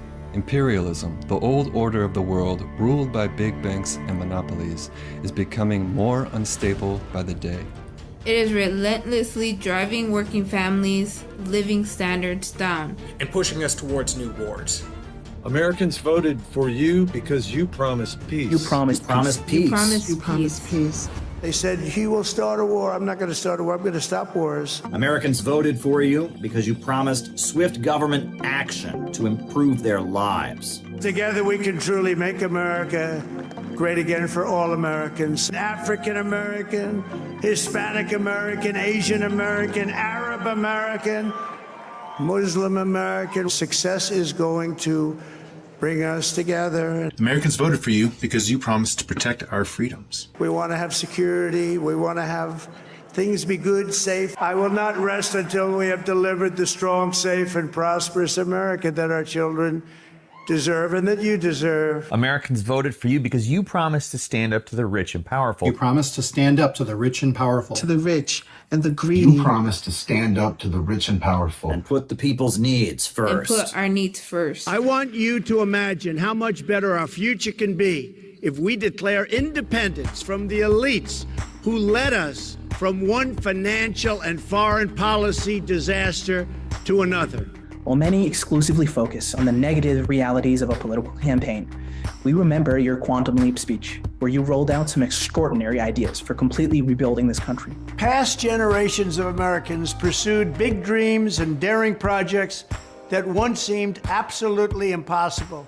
They transformed American life with the interstate highway system, magnificent it was, and they launched a vast network of satellites into orbit all around the earth. But today, our country has lost its boldness. Under my leadership, we will get it back in a very big way. Our objective will be a quantum leap in the American standard of living. We're writing this letter to let you know who we are. We are the Center for Political Innovation. The Center for Political Innovation. The Center for Political Innovation. We are the Center for Political The Center for Political We Innovation. are the Center for Political The Innovation. Center for Political The Innovation. Center for Political Innovation. We are the Center for Political Innovation. We're innovationist And anti-imperialist. We are patriotic Americans who want to see the power of Wall Street and London defeated. And a whole new America rebuilt on new foundations. We exposed Kamala Harris and how dangerous she was back in 2020 with a book called Kamala Harris and the Future of America. The book was on sale for 4 years without incident. Then the very day she became the nominee, on July 22nd, Amazon banned our book without explanation. They did not want people to hear the truth about her awful record. They did not want people to see how she was tied to the regime change apparatus and how she had been carefully groomed by the malevolent forces that ran the Hillary Clinton State Department. Amazon banned our book for 7 days. Banning our book backfired. Many thousands of copies sold from July to November as people hungered for the truth about the woman we called the most dangerous presidential candidate in history. We are proud to have spread truth about Kamala Harris and who she really is. In the final month before the election, we were on the streets of New York City with a huge banner that said, "Only peace can make America great again." We highlighted what we consider to be your greatest moment in your first term as president when you offered a hand of friendship to North Korea. Our organization gives voice to what the overwhelming majority of Americans want. Jobs, schools, economic development, and, most of all, an end to all the wars. While many of your biggest supporters are tied to Israel, as a matter of basic human morality, you must stop the slaughter in Gaza. As the president, you will have the power to cut off the money. The $18 million of our tax money that goes into Israel every day is $18 million too much. You have the power to stand up to Netanyahu and the Israel lobby. And the overwhelming majority of your supporters will back you in doing so. You can end the war in Ukraine as well, as you have promised to do. Russia is ready to sit down with you and make a deal. You can lift the sanctions that are devaluing the US dollar. You can cut off the billions of dollars in tax money that has been dumped into death and destruction. There's an explosion of economic growth happening in Eurasia right now. China's Belt and Road Initiative, Russia's Eurasian Economic Union, the Shanghai Cooperation Organization, and BRICS are all full of new wealth being generated as people rise out of poverty with electrification, railway, and new living conditions. America can get in on the action, and you can create a legacy of growth and prosperity by pushing to make it happen. That money and technological progress doesn't need to be for everyone but us. A share can come to our communities across the heartland and south that have been devastated by the globalist monopolies. America can join the new world of growth and optimism and leave behind the dying world of globalist bankers. A big step toward making that happen would be fulfilling the vision first put forward by one of Abraham Lincoln's advisors. Build the Peace Bridge, connecting Alaska to the Russian Far East. Building that bridge over the Bering Strait would create millions of jobs and connect the United States to the wave of economic expansion happening in that region. You also have the power to step in and protect Americans from the deep state. You can make Facebook, YouTube, and other social media outlets stop censoring Americans who speak up. You can free Ross Ulbricht. You can free Leonard Peltier. We have paid particular attention to the Uhuru Three, Penny Hess, Jesse Neville, and Omali Yeshitela. Tucker Carlson highlighted their case in his program. As part of the liberal Russia hysteria, they got charged with being foreign agents for their work building economic development among black people in Florida and Missouri. You can pardon them for the absurd conspiracy conviction they received after being acquitted of the primary charge of being Russian agents. You can repeal the absurd Foreign Agents Registration Act, a vaguely worded law used to prosecute those who want to change U.S. foreign policy or do business overseas. We know you can't do this alone. If you do, as you have promised, clash with the deep state and the big monopolies, you'll soon realize that there is one ally you desperately need: the American people. The bulk of the population, those who voted for you because they just can't take it anymore, need to be pushed into action. The American people are like a sleeping lion that can awaken and roar louder than ever when the time is right. The country needs a mass movement. It's happened before, and it will happen again. We defeated the British Empire. We smashed the slavocracy of plantation owners. We built the labor unions and won women the right to vote. We ended the Vietnam War, and we destroyed legal segregation. The changes that the overwhelming majority of the American people want will not come about as a result of some savior in the White House. No matter how adept of a political leader you might be. The masses of people in their millions are the makers of history. and it will take an upsurge of democratic participation to bring about what this country really needs. A government of action. A government of action. A government of action. A government of action. A government of action. A government of action. A government of To action. fight for working families. You are in a very important position as arguably the most powerful person in the world right now. President of the United States. We urge you to stop the emerging low-wage police state. We urge you to stop the march towards World War III. We urge you to help energize and mobilize a population to assert their will over the greed of the rich and powerful. We're building a movement of anti-imperialists here in America. People who love their neighborhoods, cities, and communities and see that protecting them is more urgent now than ever. We consistently look to the future optimistically and see many promising possibilities in your re-election. However, as with all politicians, especially presidents, we cannot and will not offer blind support. Our goals are peace and prosperity for all, and we won't hesitate to criticize you if you stand in the way. Millions and millions of working families are counting on you, Donald. Not just here in the U.S., but around the world. Find the strength within yourself and your relationship with God to be the hero the world desperately needs. It may not be your first instinct, and it may even fly in the face of much of what you've said, believed, and even promised. But it is a surefire way to find your name imprinted in the history books for centuries. We train our members to understand the world and how it works. More importantly, how to change things. You will hear a lot from us in the next 4 years. And if and when you stand up to the forces of darkness and empire, we will always have your back. See you at the inauguration.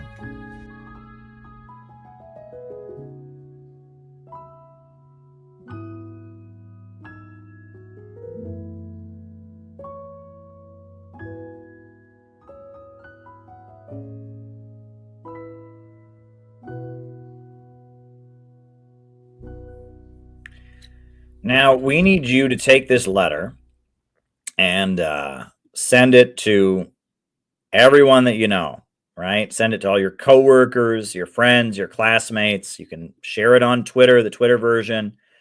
You can share the text of it. You can share the YouTube video that is embedded with the text. We need this to be viewed by as many people as possible. This is the video that people must see. We need this to be widely viewed.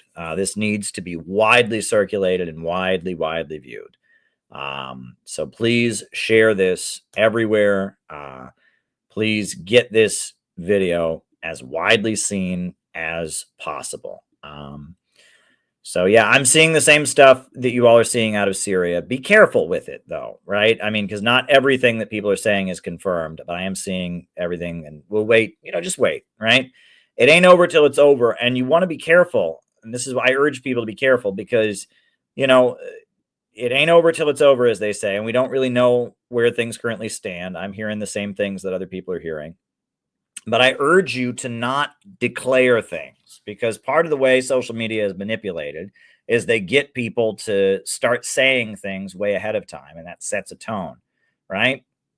I'm seeing what is out there, what is confirmed, what is being put out by anti-imperialist sources.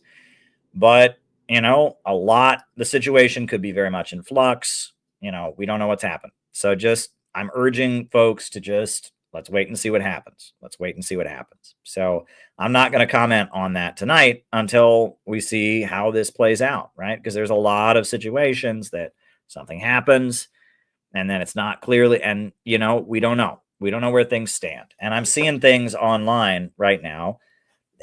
I guess I'll just have to give you all this speech. Don't start spouting off until you know what's what, right? Because I'm seeing reports going around, and I'm seeing other people say that that's not confirmed. There are certain things that it looks like are pretty solidly agreed upon about certain cities and such, but other than that, I'm not seeing certain things, right? Don't proclaim people to be dead until you know for sure that they're dead. All right? That's like a given. And don't start condemning, right? I'm already seeing people on here saying, "Oh, Russia and Iran didn't support Syria." Wait, hold up. Hold up. Russia and Iran have done quite a bit to support Syria. We don't know what's going on at the moment. So hold up, right? And I was in Iran, and I saw Iranians being buried who had fought against ISIS in Syria. And Russia has done a lot in Syria. And I see people declaring this and that. And it's like, hold up, okay? Just hold up. You don't know what's what. You don't know what's happened. These situations are often very fluid, and a lot of different things happen. So hold up, right? When it's over, when the dust clears, we'll be able to say what's happening. But part of the way they manipulate these events, I must say, part of the way they manipulate these events is by having people who don't know what's going on suddenly start spouting off. And in our side, what they want is demoralization, right? They want us all to be demoralized and hopeless. They want us all to start pointing fingers at each other and all that. We don't know what happened, right? So I just urge everyone to just slow down, and we'll find out what happens when it happens. That's not the topic of our stream tonight. Tonight, we're just kind of talking about our overall anti-imperialist, anti-globalist worldview. So as the situation develops in Syria, we'll stream about it. I'll probably be back on here tomorrow night talking about Syria. But we don't know where things stand. So just calm down. All right, everyone. I know that in the age of social media, we all want to pretend we know everything immediately, and we all want to, spout off like we're experts, but we don't all know everything, right? We do know. I'm seeing certain things that are confirmed. I'm seeing a lot of things that I was seeing in the chat that are not confirmed, but they could be true. I don't know, right? I don't know what's happening, but we will see how this develops, and these situations are often very, very fluid. So on that note, folks, we are going to do the roll call, names and locations, and I will call you all out as I see you. And then I'm going to start answering the super chats. We got 7 super chats that have come in, and I don't see any Rumble rants. So I'll start answering people's super chat questions after this. If you've got something you would like me to talk about in the second half of the show, send a super chat. So who is with us tonight? Names and locations. Dana from Indiana. Welcome, Dana. Connor from Colorado. Lawrence Johnson from Chicago. Brutus Lee in Montreal, St. David's, Bermuda, Bendigo, Australia, David Fox, Rice from Adelaide, Australia, Scott in Maryland, Bob in Troy, New York, Gavin in Midwest USA, Courtney in Northern Virginia, Mohsin from Iran, Patch in Arizona, Alex in Brazil, Luca in Singapore, Laura in San Antonio, Texas, Rob in California. Hello, Dana, Indiana in the house, Tony in Tasmania, Gabby in Chicago, JT24 in Mississippi, Kieran from San Diego, Dan from the LA area, Joe from New Jersey, home of the revolution. Names and locations, folks. Names and locations. I will call you all out as I see you. Names and locations. Names and locations. Who is with us tonight? Brad in Cleveland. Welcome, Brad. Brooklyn in the house, everyone. Thank you for your support in the hospital. Yep. And it was good to talk to you on the phone a little bit today, Phil. Get better. We're all looking out for you. Hang in there, Phil. We're praying for you and we're thinking about you. Saviero in Mexico. Patrick in Maine. Welcome, welcome, welcome. Names and locations, folks. Names and locations. Brendan in the living room. All right. I figured you were in the basement. Figured you were in the vestibule. or the kitchen, but you were in the living room. Thanks for making that clear, Brendan. We were wondering. Ishmael in Los Angeles. Ishmael is a great member, was on our Zoom call today. Good to have you, Ishmael. I met you when I was out at LA Family Church at our great event that we did on Korea. Names and locations. Anybody else? Names and locations. I'm getting ready to do my annual report for CPI, and it is going to be a long one. I'll tell you that much. There's a lot in our annual report this year. Last year, I did an annual report, and I just did a quick timeline of some of what we've done. And this year, it's going to be quite an annual report. And I'm very excited because we have done so much. Every year, CPI gets bigger and does more, right? Chris in Kew Gardens, New York, Ryan in Kansas City. We do so much as an organization, and we are marching ahead. And I am getting ready to do my annual report. I want to make sure I go to the Uhuru, sentencing, find out what's happening there before I obviously do my annual report. It should come out in late December. At the beginning, almost the end of the year, I'll do my annual report video, which will show you everything that our group has done over the years. We exist to carry out anti-imperialist operations. Right? Phil in Scablands, Washington, Audrey in West London, Briggy in Pennsylvania. Welcome. Sorry, you got me excited there, Briggy. Lost it for a little moment. Ivan Chow in Sydney. Welcome. Welcome, welcome, welcome. So glad to be here with all of you tonight. It is really, really great. If you got anything for me to answer, send me a super chat. I want to say, folks, I'm thinking about a lot of different things. My job situation, don't know what's going on. Who knows what could happen in January, etc. But I'm staying here, and we're doing the inauguration thing, and we got Ottawa in Canada, and then Chris in April and Chris in Salt Lake City, and good crew, folks. But I put out this short book, To the Marxists, Long Live Innovationism, kind of explaining our view. A lot of people have bought this book. It's not that long. It's pretty short. And it just kind of explains our view. And I continue to get people messaging me, hey, Caleb, I read your book and I had this reaction. A lot of people that I hadn't heard from in a while said, hey, Caleb, I just bought To the Marxists and I'm reading it. I'm like, dang, okay. I just get people reading this. So that made me think that I actually may do many more short books like this. Because it's something I have the capacity to do. Didn't take me very long to write this. I wrote this very quickly, and we put it together, and it actually has meant a lot to people. I know Briggy was reading it and was telling me how important she felt it was as a book. And so I might do more like short books like this in the coming months. We shall see. It's something I'm experimenting with. It's just an experiment, but it seems like To the Marxists made a splash, and I am doing a very large book for the convention next summer, right? I mean, that's a given, right? Because we have this new worldview called innovationism. We need a book on innovationism that will be very long, and that work I've already started, and that is, it's going to take me a while to write it. It'll be available before the convention, but it's going to be a work. I will say my book, Where is America Going? Marxism, MAGA, and the Coming Revolution. We're going to give a free copy of that book to everyone who comes to the inauguration event. And that book is about to be published in Chinese. I have seen the cover in Chinese. I'm not allowed to share it. I have the PDF of it in Chinese. Damn. It's got a different title that kind of fits more with current events in Chinese, and it's exciting. It is going to be coming out soon. I'm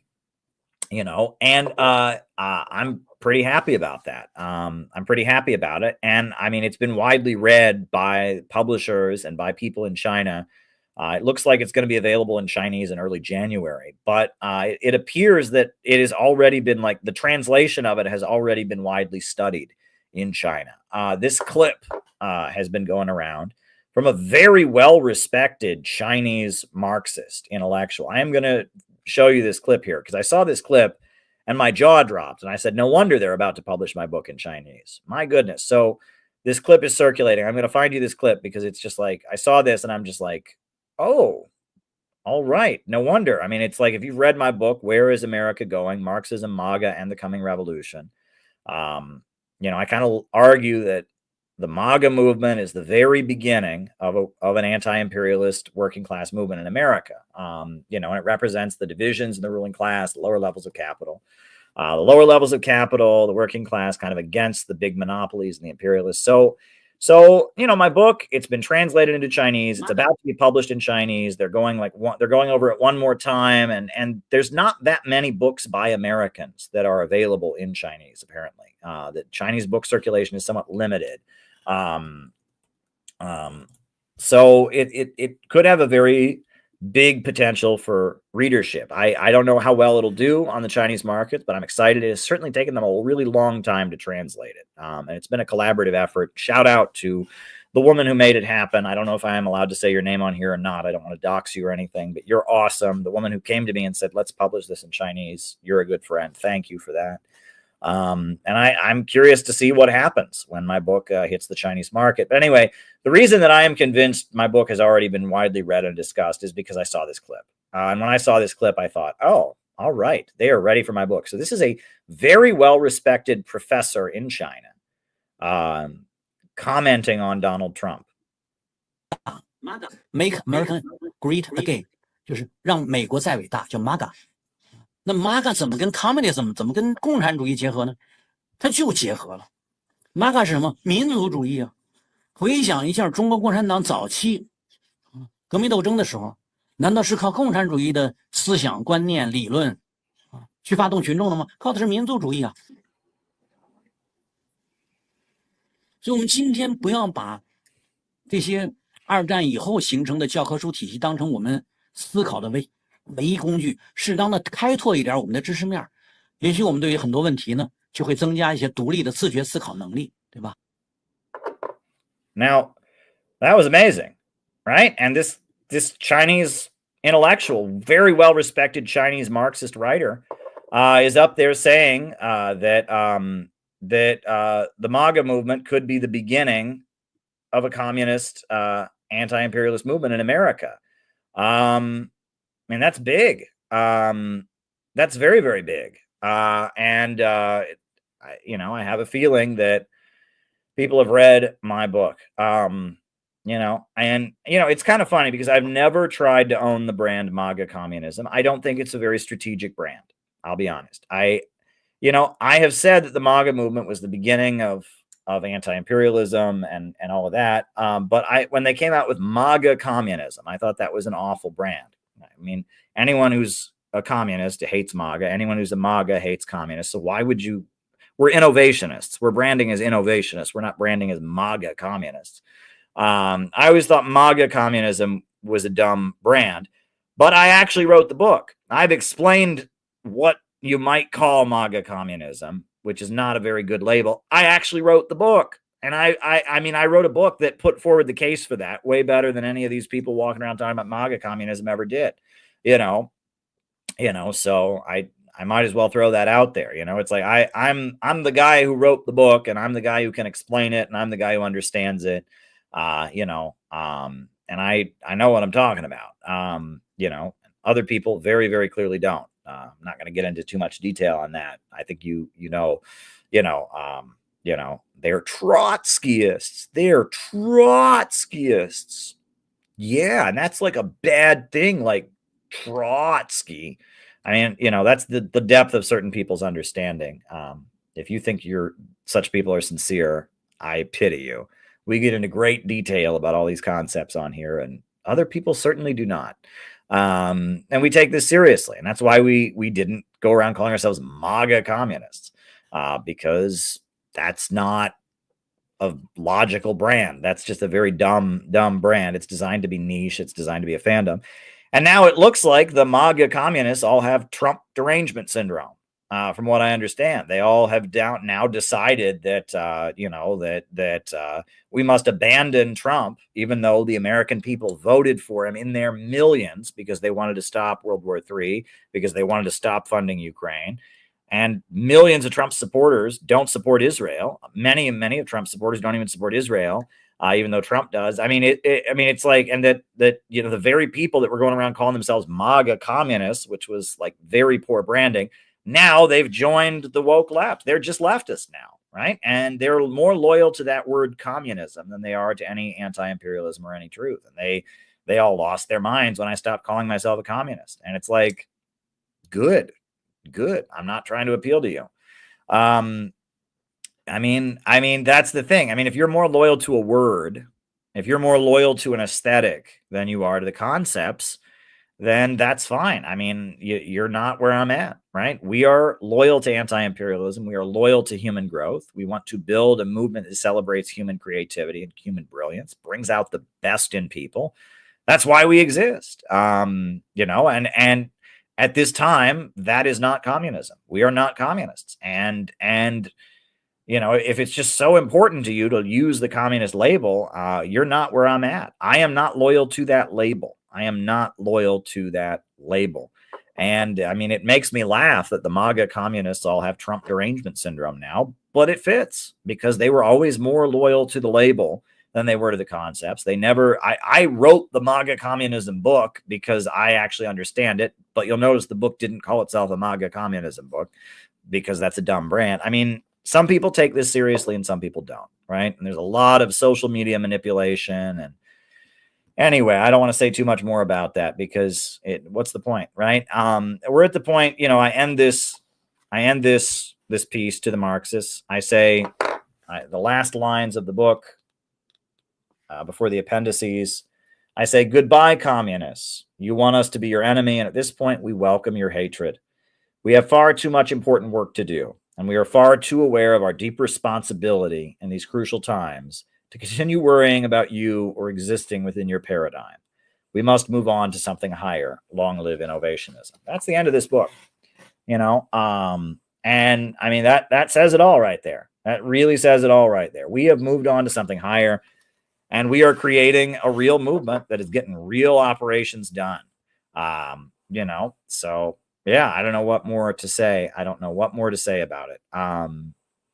But let's start answering people's super chat questions. If you got any questions, send us some super chats because that's what keeps this show going for a little while.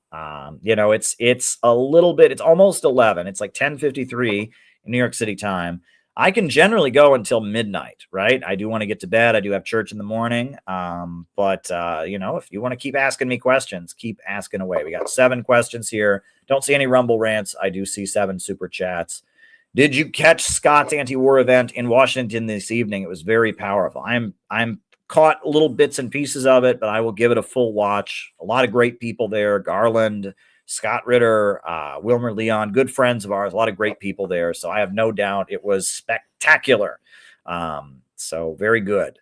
Will Syria recover from the takeover of the U.S.-backed terrorists that is happening? We don't know. We don't know. We will see, right? Again, as I said, I'm seeing the same things you're seeing about Damascus and all that. We don't know what happened, right? And in times like this, they really depend. I've seen it so many times. They depend on us hearing something that's not, we don't know the whole story yet. We hear one little bit of news. It's not yet confirmed. And then we spout off on the internet. And that they depend on that as a way of manipulating, just, you know, destroying the morale of anti-imperialists, sowing confusion. So let's see what happens. Okay? Let's see what happens. And once the dust is cleared and the situation has been clarified, then we'll know what happened and then we can respond to it. Right? And that is the way you have to approach these things, right? Again, you just have to wait and see what happens. I'm not saying things didn't happen. I don't know they didn't happen, but they could have happened. And we don't know. We don't know. So let's see.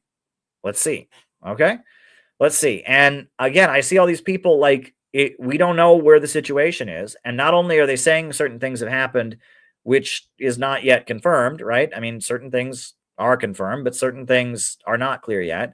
Then they're already like getting angry about it. And it's like, hold up. You don't know the facts on the ground. You don't even know if what you're saying there is true. And you certainly don't know that who you're blaming for it is true. And, you know, we need to not fall into this social media cycle where, you know, they're going around saying things, etc. So, right. No sense in speculating. And speculating is they manipulate these speculations. That's what they do.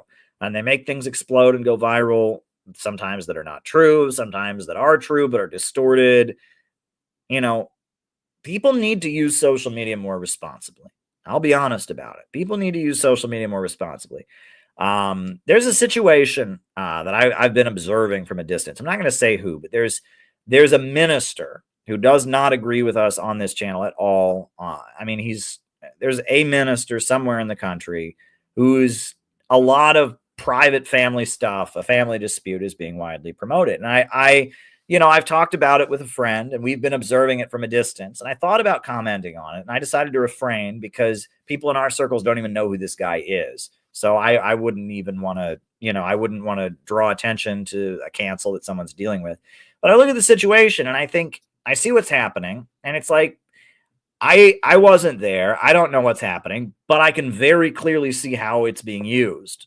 Right. And I'm not saying nothing wrong happened. I mean, bad things happen, but I'm looking at this and it's like, I watched one video about it on my YouTube channel. And then all of a sudden I got 15 videos telling me how evil this pastor is coming up on my YouTube channel. I'm like, whoa, what's going on here? And it's clearly being used.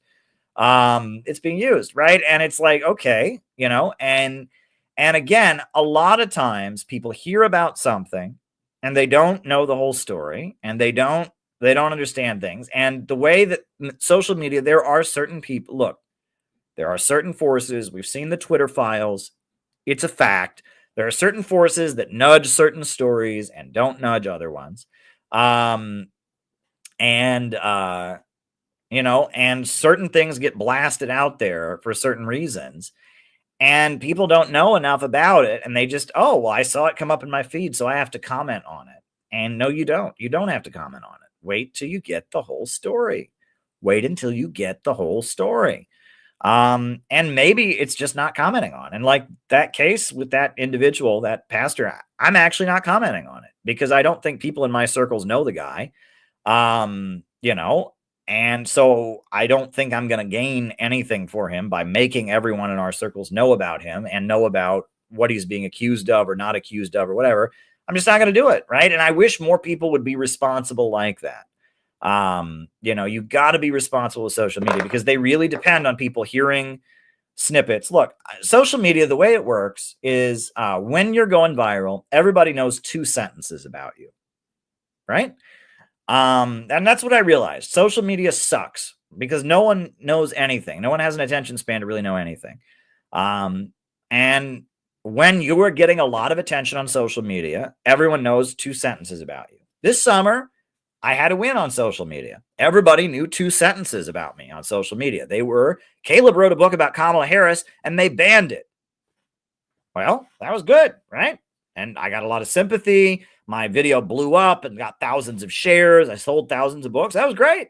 That was a win. Great. All right. And, everybody knew, hey, Caleb wrote a book about Kamala Harris and it got banned from Amazon.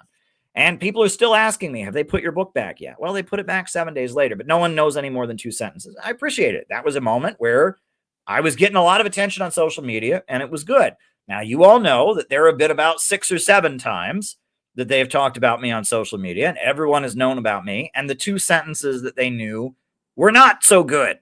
They were not that I wrote a book about Kamala Harris and that book got banned.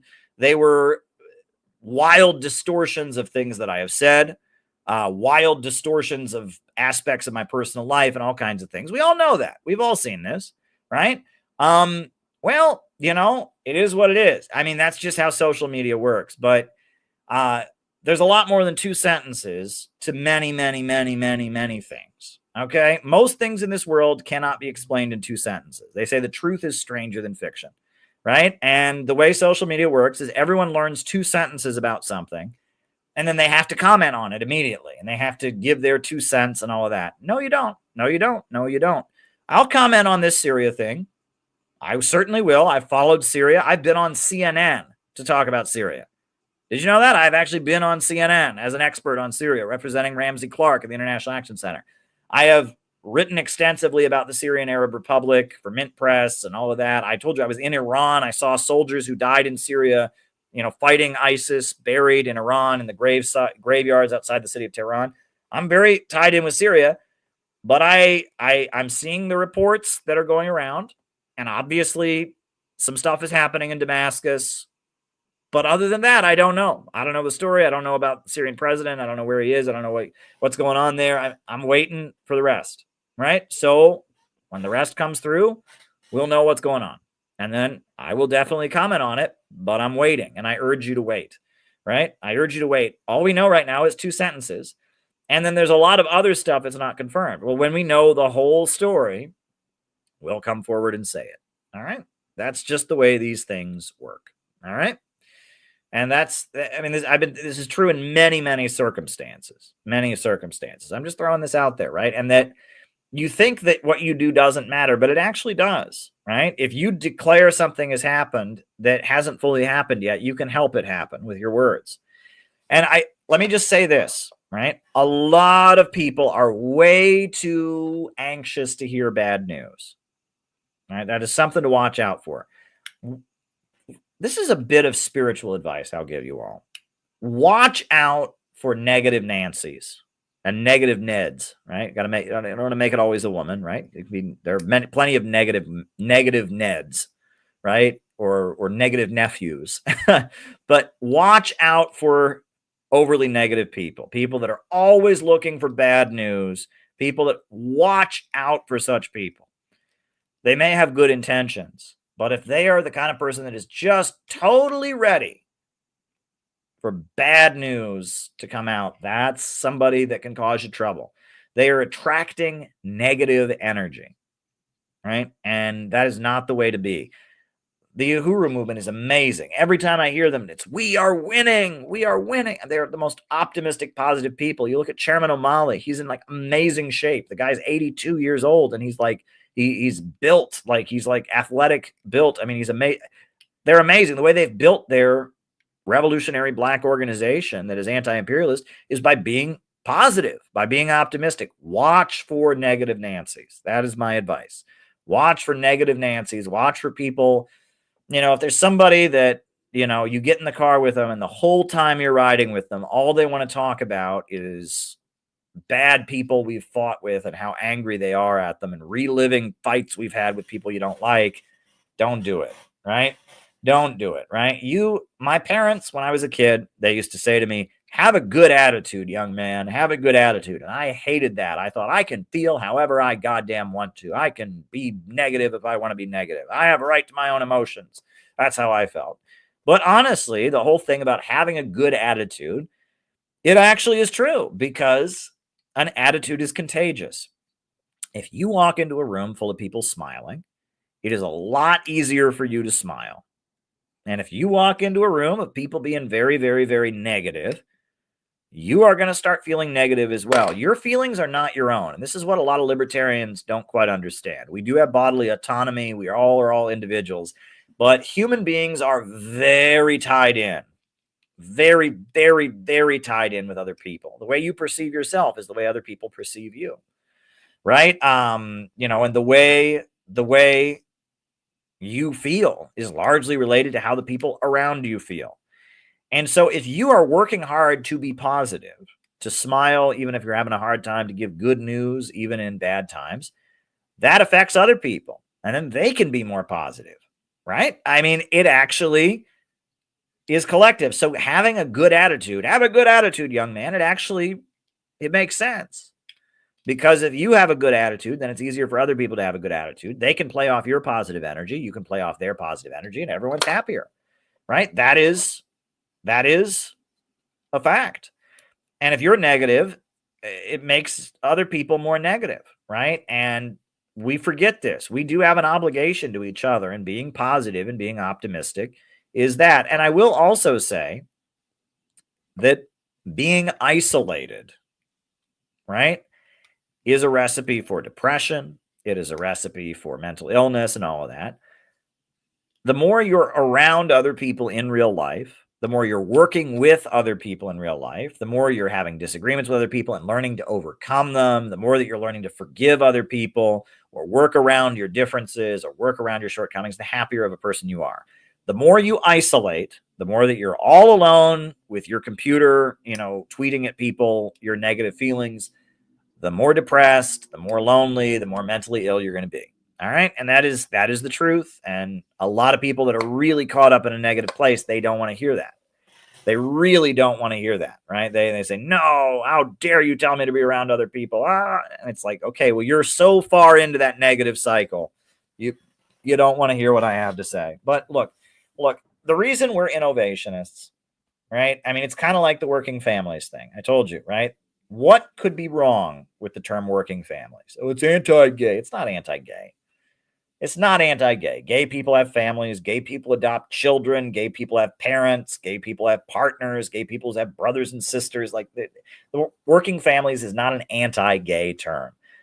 It's that communism is associated with these negative emotions. It's become associated with this negativity, with resentment, with thinking families suck. While that family was having Christmas, people were dying overseas. They should all be miserable. It's associated with this negativity, this kind of negativity that is like a cloud that hangs over communism. We're not that anymore. We're just not that anymore. We are optimistic. We are promoting love and community, brotherhood, sisterhood, etc. And we're breaking with that mindset. And that mindset, it gets a hold of people. And they are loyal to that mindset. They're not loyal to anything else. I look at the debates I have had with Jason. Right? There's a debate that I had with Jason and Ruhe. One of the first debates we ever had. It was before our complete falling out. And it was about the socialist billionaires question. And I laid it out to him economically speaking, how we are not against billionaires because billionaire is just a measurement of wealth. We are against people getting rich by making other people poor. But the goal of a rationally organized economy is to create so much wealth that the state fades away, that there's so much wealth that we don't even need a government, that everyone is equal because there's just so much. We want vast abundance. So the phrase abolish billionaires is technically not consistent with the economics of classical Marxism, because classical Marxism wants to create so much abundance you can reach the higher stage of communism. And I had this debate with Jason, and after a while, the debate just turned into him saying, well, there has to be a limit. There has to be a limit. We can't just keep going. And it was really, I'm just arguing with that satanic spirit. That's what I'm arguing. I'm not arguing with him about economics. I'm not arguing with him about environment. I'm arguing with a satanic spirit. There's a satanic spirit that there just can't be hope. There just can't be drive and innovation and hope. And that's what you're fighting against. You're fighting against an evil spirit that has overtaken, and many people in our time are just overwhelmed with that evil spirit. We're all doomed. There is no hope, pessimism, misery, and that is what we have to push back against. Any form, if it comes in a personal form, if it comes in the form of personal relationships, if it comes negative about your own life, negative about other people, you've got to push back against that negativity, right? You've got to push back against that negativity. And that's what we're fighting against all over the world. We're fighting to lift countries out of poverty. We're fighting to unify people, unify the world with trade, one belt, one road, win-win cooperation. This is what we're trying to do. So I'm just telling you, optimism, creativity, being positive, this is what we're all about. All right. Your thoughts on the Maha agenda. Isn't that good? So Gabby, there's a movie, there's a Three Stooges movie that was made. It's one of the later ones they made in the 50s. The Three Stooges Around the World in a Days, right? It's the version that they did of Around the World in 80 Days, but it's Around the World in a Days. It's like the Three Stooges Around the World in 80 Days. And there's like a comedy routine. There's like a guy who's the Maharaja. And one of the Three Stooges greets him and he says, Maha. And he says, aha.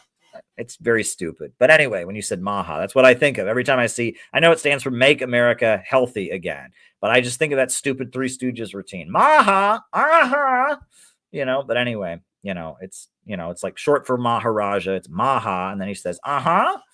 So anyway, it's very, very, very dumb. I like those dad style jokes. But anyway, Make America Healthy Again. Look, American food is crap. Every time I spend a long time in Russia, if I'm in Russia for a month and I come back, I lose weight. I look better. I look healthier. I mean, my wife noticed this. I went to Iran for like 2.5 months one time. I came back. I weighed so much less and I was in so much better shape. American food is fucked. All right. It's fucked. Okay. There's no way around that. American food is I don't know what it is. They pump it through the preservatives. They've made it, it tastes really good, but it is, they've put too much sugar in everything and all of that. And I mean, what RFK says about the very big health crisis in this country, Americans are not healthy on a very massive scale. We are not healthy. That is true. That is absolutely true. And I mean, the amount of not just mental, but physical health problems that we have, the amount of, you can go down the line. Americans are not healthy. American food is not good for you. The American medical system is not helping us. There's a lot going on. And it just so happens that we're the only industrialized country in the world with a for-profit healthcare system. What a coincidence, right? The more that you're sick, the more you spend on healthcare. And we're so wildly unhealthy. Who would have thought? Who would have thunk it? Right? Well, got to ask some questions there. So I love a lot of what RFK is up there. And I mean, look, I'm not a scientist. I'm not going to scientifically endorse everything he says. But sugar being bad for you, I don't think that takes a genius to figure that out. Okay. And that we put sugar in everything, in absolutely everything. Why? Why do we do that? I like the Maha agenda, and I think RFK, having him play a role in the new administration, is a great thing. I think it's tremendous. And RFK, very good point. He can certainly advise us about health because he is in prime condition for an old man. He is in very good condition. He's struggled with addiction in his life, and he's overcome addiction, and he's very built. And I tend to like RFK, right? I know there's all kinds of things you can say, but I think very highly of RFK. I really do, especially some of the stuff he says about Russia. Don't like what he says about Israel, obviously. Same for Tulsi Gabbard, but there you go. All right. How does the Chinese economy work? Don't they have private and public health care? Is China greedy like here? I don't know anything about China's economy. That's okay, Gabby. That's okay. In China, they have about 50% government ownership of the economy and 50% private, but the private companies and the government companies all function according to a 5-year plan. And I think, I am going to do something. I hope this doesn't cause me a problem, but this is from Chinese state TV. I am going to put on, you asked me how the Chinese economy works, and we're just talking about being positive and all of that. Let's put on the Chinese 5-year plan song, right? If you all will bear with me, this is a video that was made for Chinese English language media. And it's for children. It's for kids, but that's fine. And it explains how the Chinese economy works. And this video, you watch this video, it's amazing. This video basically gets to the essence of what socialism or a government of action is really about, right? It's a great video. I have watched this. It's just a really catchy song too. I really like this video, and I'm just going to put this song on since you asked, and since we're being positive. It's a very positive song. It's really inspiring, actually. This is the 5-year plan song, and it's for kids. So if you're somebody who just can't stand kid stuff, maybe go away. But I think it's fine. This is very catchy. But watch this video, right? This video, Gabby, this will tell you how China's economy works. And this is a great way of explaining it. And this is what we want for America. We want a government that makes 5-year plans. But here we go. All right. Are we ready? All right. We're going to put on the 5-year plan song, Gabby. Good question you asked about China's economy. All right. I love this song. Sometimes I listen to this just randomly. Here we go.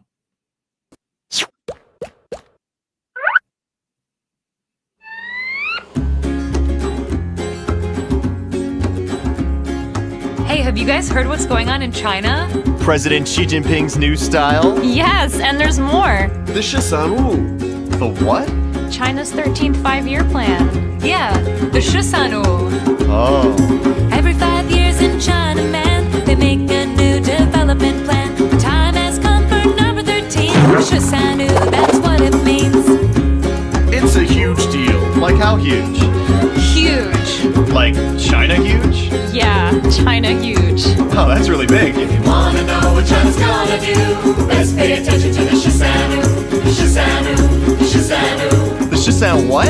The Shisanu. But who makes all the plans? There's government ministers and think tank minds and party leadership contributing fines. There's doctors, bankers, and farmers too, and even engineers who deal with poo. Ew, did I hear that right? Yeah, it's true. Chorus. If you wanna know what China's gonna do, best pay attention to the Shisanu. The Shisanu. The Shisanu. The Shisanu what? The Shisanu. But how do they make all the plans? First there's research, views collected, then discussion and views projected. Reports get written and passed around. Then there's actually more research and more discussion and more research and more discussion. Like at every level. Over and over, like through hundreds of rounds. It's Okay, we got it. Hundreds of rounds. Oh my god. crazy, right? Okay, 1, 2, 3. If you wanna know what China's gonna do, best pay attention to the Shisanu. The Shisanu. The Shisanu. The Shisan what? The Shisanu. But it's not over yet. When the plan comes out, the work's not done. In fact, it's really just begun. Because every province, county, city, too, have got to figure out what they're gonna do. Whoa. That's a lot to do. I know. Hey, what's it called again? The Shisanu. If you wanna know what China's gonna do, best pay attention to the Shisanu. The Shisanu. The Shisanu. The Shisan what? The Shisanu. Then the plans keep getting even better. As the plan goes down from high to low, the government's experience continues to grow. They have to work hard and deliberate, because a billion lives are all at stake. Like every 赵钱孙李周吴郑王冯钱楚魏蒋沈 Chorus! If you wanna know what China's gonna do, best pay attention to the Shisanu. The Shisanu.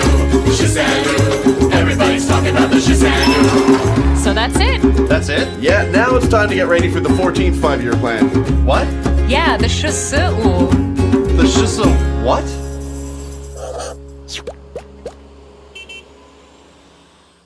So there you go.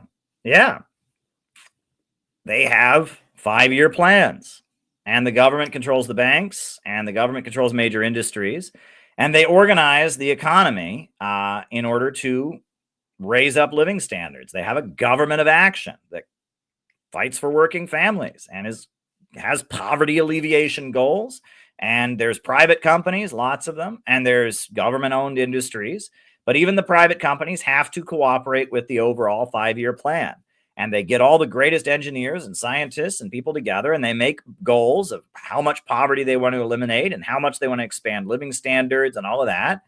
And they do it in order to raise the country up and raise living standards. And that is the kind of government we need in the United States, a government that controls the economy to make life better for working people, a government of action that fights for working families. And there is a lot of private healthcare in China, right?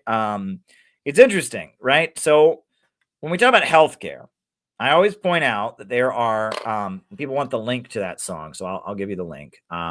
It's from People's Daily China. You know that in the United States we have for-profit healthcare, but the government licenses these insurance companies that are called HMOs. It's like what does an HMO stand for? It's like, what does HMO stand for? Health maintenance organizations. So insurance companies are called HMOs, health maintenance organizations. They're licensed by the government to sell you health insurance. And that's what we've got in the United States, right? And it's for profit. The hospitals are private. There are some government hospitals, but not many. Most of the hospitals are private. They're usually non-profits, though. And then there are private insurance companies, private drug companies. You know, that's what you got. Now, in Canada, they have what's called universal healthcare. They have People call it the Medicare for all system or single payer, where the hospitals are still private, the drug companies are still private, but everyone has insurance. And that insurance there's one single insurance plan that's paid for by the government. So everyone pays into it out of their taxes, and every Canadian citizen gets their health insurance through the government. It's a single health insurance company, and that's the state, right? That's when Bernie Sanders talked about Medicare for all. Medicare is a health insurer, right? Well, this would be Medicare for all. So there's that. In Britain, that the hospitals are government owned. The doctors are government employees, and the drugs are purchased from private companies, but they're at a subsidized rate. So basically, they all cost the same amount. And that's what you would call national health care, meaning that it's not simply that it's not single payer insurance where the government insures everybody. It's the state controls healthcare completely. The NHS in Britain, they call it the National Healthcare Service. Now, all of these models that I'm naming, the Canadian system, the British system, and the American system, they are all what you might call capitalist, in the sense that they all exist in the context of a profit-centered economy. Now, socialist healthcare is different, because socialist healthcare is healthcare that comes into existence as the result of an anti-imperialist revolution in a society where you have a rationally planned economy. It means that it's healthcare that is part of a 5-year plan, like in the song. Healthcare that's part of an overall planned economy. And that's what they have in Cuba. It's what they have in China. It's what they have in North Korea. It's what they have in anti-imperialist countries. What they have in Iran. It's what they have in other places. Right? When countries have broken out of imperialism and are rationally organizing their economy, they obviously have to organize healthcare, and that's part of it. And it's different in different places, right? The classic way of doing it, like in the Soviet Union, like in Cuba, is the government owns all the hospitals, and the government trains people to be doctors, and people, people go into the hospital and they get their care taken care of, right? However, it wasn't always like that in the Soviet Union. You have to remember, it took a while for the Soviet Union to build its healthcare. And there are other ways of doing it. After the Chinese Revolution, 1949, one of the first things the Chinese Communist Party did is it launched the Barefoot Doctor Program. And they got a whole bunch of people with basic medical training, and they put them on bicycles, and they sent them to all the rural villages to give people health care for the first time in their lives. And millions and millions and millions of people who'd never seen a doctor in their lives got health care for the first time from the barefoot doctors. And in China, they have some private hospitals, but they're maintained by the government, and their prices are regulated by the government, and they're told what to do, etc. And Nathan Rich, who is a friend of ours, he's been on this channel before. He's retweeted me recently and all that. He's in China. He did a very, very great video debunking the lies about the Chinese healthcare system, because the New York Times ran a piece on China's healthcare system that was absolutely horrible. And it just straight up lied. It had a line of people outside a hospital in China.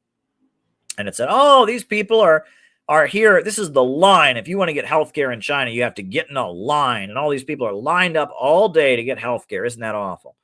Well, Nathan Rich showed those people were not in line to get health care. They were in line to see a specialist, not a regular doctor, with a same-day appointment. That's what that line was. That line was for people who wanted to see a specialist in a particular field and needed a same-day appointment. And yeah, there was a big line. But those people didn't have to wait in the line if they wanted to see a general practitioner doctor. And if they would make an appointment, they wouldn't have to wait in that line either. That was a line for people who wanted to see a specialist on the same day. But the New York Times showed that line and made it look like, oh, look, all these people, this is what happens in China. To see a doctor, you have to wait in a big line. It was a lie. There's so many examples of this in mainstream media. So many examples of that. There you go. I hope that was helpful, Gabby. I hope you enjoyed the song. I love that song. I might play it again before this stream ends, just because I like listening to it. And I like the message. I like hearing it. So there you go. I'm reading the new CPI book, And even I get it. I highly recommend it to everyone. Are you talking about this one, To the Marxists? Yeah, I mean, a lot of people like it. And I'm thinking that I will do more short books like this, more little pamphlets, because it seems like a lot of people read them. I thought that it was better if I stream, but some people like stream, some people read, and I like writing is sometimes better for me. Because when you write, you have to pull up source material. You have to quote actual statistics. You can't I'm on here just talking. I'm just talking here. I mean, I would never say anything I don't believe to be true. But when you write, you actually have the quotes. You actually have the source material. You can't just kind of talk about what I've heard, and so that's why I like to write. And in this book, there's all kinds of quotes to back up everything that I say, because that's what you do when you write. So I'm working on a piece about the question of left adventurism and terrorism. And the thesis that I have about the years of lead in Italy and counterinsurgency and all that. I'm working on that, and it may be another short book that we come out with pretty soon. And we have the inauguration booklet that we're going to be handing out. I wrote the text of that. I'm doing some edits. Noah's been working with me. Peter's been working with me on that. And so we'll have the booklet that we're going to hand out to Trump supporters. So all very exciting. All very exciting stuff. All right. Thank you, David. You're a cold cat, Caleb. I wish we had more Bakersfield. I don't know what that means, to be honest. I think you mean that I'm a cool cat, like you're praising me. You're saying that I'm a real cool cat or something like that. But you said I'm a cold cat, and I don't know what that means. Do you believe that I'm indifferent to other people's suffering? Do you think that, that I wear a lot of clothes because I'm cold, I'm physically cold? I don't know. And then you say, wish we had more Bakersfield. Are you saying you wish you had more of the city of Bakersfield? Are you saying you wish we had more like me, more cool cats or cold cats like me? Are you wishing that you had more Bakersfield? Are you just wishing? I'm lost. I'm lost. Super Seamster Sewing Show. I am completely lost. I do not know what it is that you are trying to communicate with this super chat, but I do appreciate it. I do appreciate it. Whether you think I'm a cold cat or a cool cat, whether you want more of me or you want more of Bakersfield, whatever it is, I do appreciate it. Super chats are always appreciated. I should just take the compliment. Just take the win, Caleb. Just take the win. Don't mess it up. Don't mess it up, Caleb, says Mariah. Just take the win. All right, I'm just going to take the win. The sewing machine guy likes me, and I like you too, Mr. Sewing Machine Guy. So there you go. There you go. All right. Next question. Why did Gorbachev remove the Communist Party of the Soviet Union's monopoly on political power? Was this an intentional move to disintegrate the USSR? Yes, it was. Gorbachev very much believed that the Soviet Union needed to transition to be like the European welfare states. His stated intention was he believed Marxism-Leninism was outdated, and that the Soviet Union should transition to become more like Norway or Sweden, which was a capitalist welfare state with a lot of social programs and such. And so he wanted to move toward a liberal democratic model. And so that is correct. And that there were two big reforms from Gorbachev. It was perestroika, which was liberalization of the market, and glasnost, which was liberalization of the political system.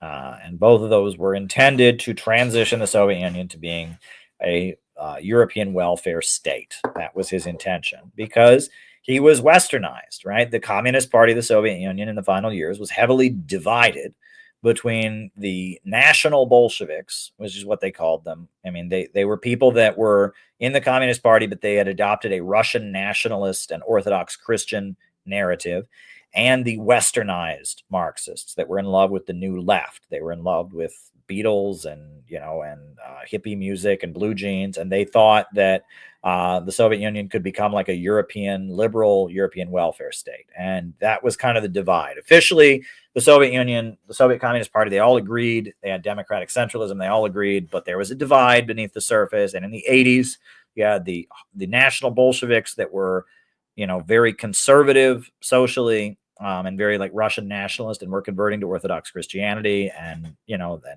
then you had this other layer that were in awe of Europe, and they figured that they could transition away from being communists and be democratic socialists or anarchists or Trotskyites or something like that.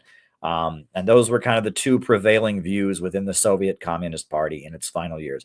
One of the best podcasts I ever did was on this question. Peter Coffin, and it was the PAC, Miss Astronaut Cowboy Doctor, the PACT, podcast I did with Peter Coffin. It was really good. We got into Alexander Dugin, we got into the fall of the USSR and all of that. And, it's a really powerful podcast. I look back on it. We covered so much ground about communism in America and stuff.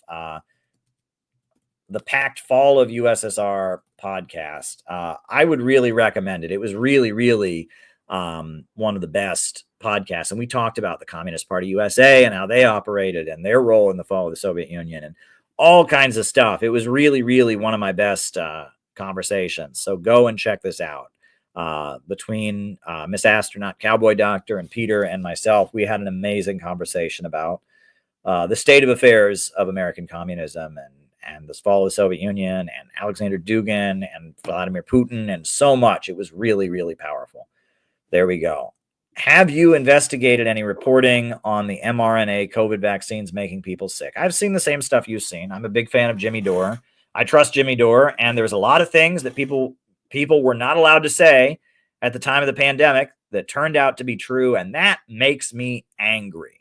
So many people got their Facebooks taken down, got their books banned from Amazon, got all kinds of things, and they were saying true things. And now we come forward and acknowledge that it's true. And what the hell did I get vaccinated for? That second vaccine was awful. That was one of the worst nights of my life. I was sick. I was vomiting. I had mucus all through my throat, and I was just puking and puking. It was awful. What was that for? The vaccine? What did it do? It was supposed to. It wasn't supposed to. Oh, you take the vaccine, you don't spread COVID. Well, actually, you do. Oh, you take the vaccine, you don't get COVID. Well, I've had it since then. So I get it. What did I do that for? That second vaccination. I'm angry. I am genuinely angry. I wish that I had just not taken it. I really do. Maybe I shouldn't be saying that, but I think you're allowed to say that now. Now they admit that it's okay to say that. But I'm vaccinated, right? And I mean, it didn't kill me. It made me pretty sick, the second one, but I went through all of that. And for what? What was the point? Like, what did the vaccine do? And I remember when you had to show a vaccination card in order to sit down in a restaurant, and what the hell did they do to us? I am angry about what they did to us, right? With the masks, the mask mandates and all this. How dare they? How dare they? And that what I don't understand is why more people aren't mad about it, right? There should have been a lot more people that are going, wait a second, we got played. We got scammed. I was one of those people. I went along with it. I wore the masks. I got the vaccine. And I'm like, what the hell did I put myself through? That was so much misery, working from home and not seeing people and missing birthday parties and weddings. And what the hell did they do to us? I am angry. That whole thing makes me angry. I hope that RFK and Trump arrest some people for it. I don't want to be a spiteful, vengeful person, but what the hell did they do to us? What the hell was that? Right? The biggest transfer of wealth into the hands of millionaires and billionaires. So many businesses destroyed. So many people lost their jobs. What the hell was that? Anyway, don't mean to get negative, but it makes me angry. It makes me genuinely very angry that we did all of that. And, and I at least I'm not a child. I am so thankful that I was not a teenager during the pandemic. I would probably have committed suicide or murdered one of my family members or something. Like, I would have lost my mind. I was not happy as a teenager. But could you imagine if you were in lockdown as a teenager? It would have been a complete and utter nightmare. And my sympathy goes out to younger people. It really, really does.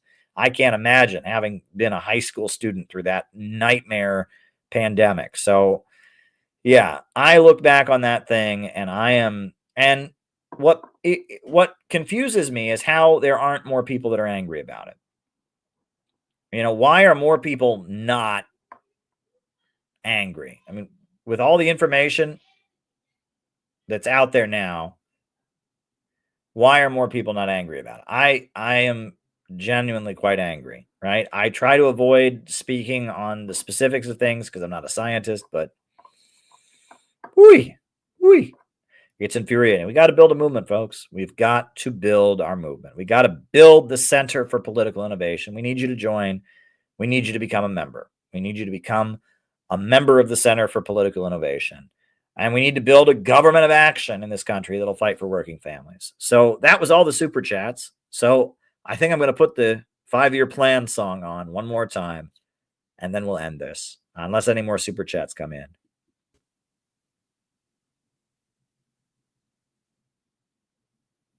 Oh, that was the end. Sorry.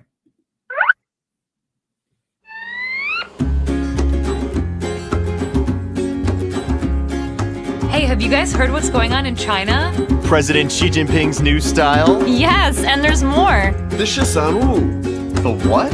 China's 13th 5-year plan. Yeah, the Shisanu.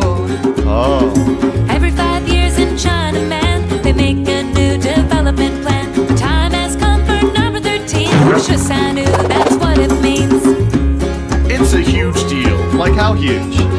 Huge. Like China huge? Yeah, China huge. Oh, that's really big. If you wanna know what China's gonna do, best pay attention to the Shisanu. The Shisanu. The Shisanu. The Shisanu what? The Shisanu. But who makes all the plans? There's government ministers and think tank minds and party leadership contributing fines. There's doctors, bankers, and farmers too, and even engineers who deal with poo. Ew, did I hear that right? Yeah, it's true. Chorus. If you wanna know what China's gonna do, best pay attention to the Shisanu. The Shisanu. The Shisanu. The Shisanu what? The Shisanu. But how do they make all the plans? First there's research, views collected, then discussion and views projected. Reports get written and passed around. Then there's actually more research and more discussion and more research and more discussion. Like at every level. Over and over, like through hundreds of rounds. It's Okay, we got it. Hundreds of rounds. Oh my god. crazy, right? Okay, 1, 2, 3. If you wanna know what China's gonna do, best pay attention to the Shisanu. The Shisanu. The Shisanu. The Shisan what? The Shisanu. But it's not over yet. When the plan comes out, the work's not done. In fact, it's really just begun. Because every province, county, city, too, have got to figure out what they're gonna do. Whoa. That's a lot to do. I know. Hey, what's it called again? The Shisanu. If you wanna know what China's gonna do, best pay attention to the Shisanu. The Shisanu. The Shisanu. The Shisan what? The Shisanu. Then the plans keep getting even better. As the plan goes down from high to low, the government's experience continues to grow. They have to work hard and deliberate, because a billion lives are all at stake. Like every 赵钱孙李周吴郑王冯钱楚魏蒋沈 Chorus! If you wanna know what China's gonna do, best pay attention to the Shisanu. The Shisanu. The Shisanu. Everybody's talking about the Shisanu. So that's it. That's it? Yeah, now it's time to get ready for the 14th 5-year plan. What? Yeah, the Shisu. The Shisu what?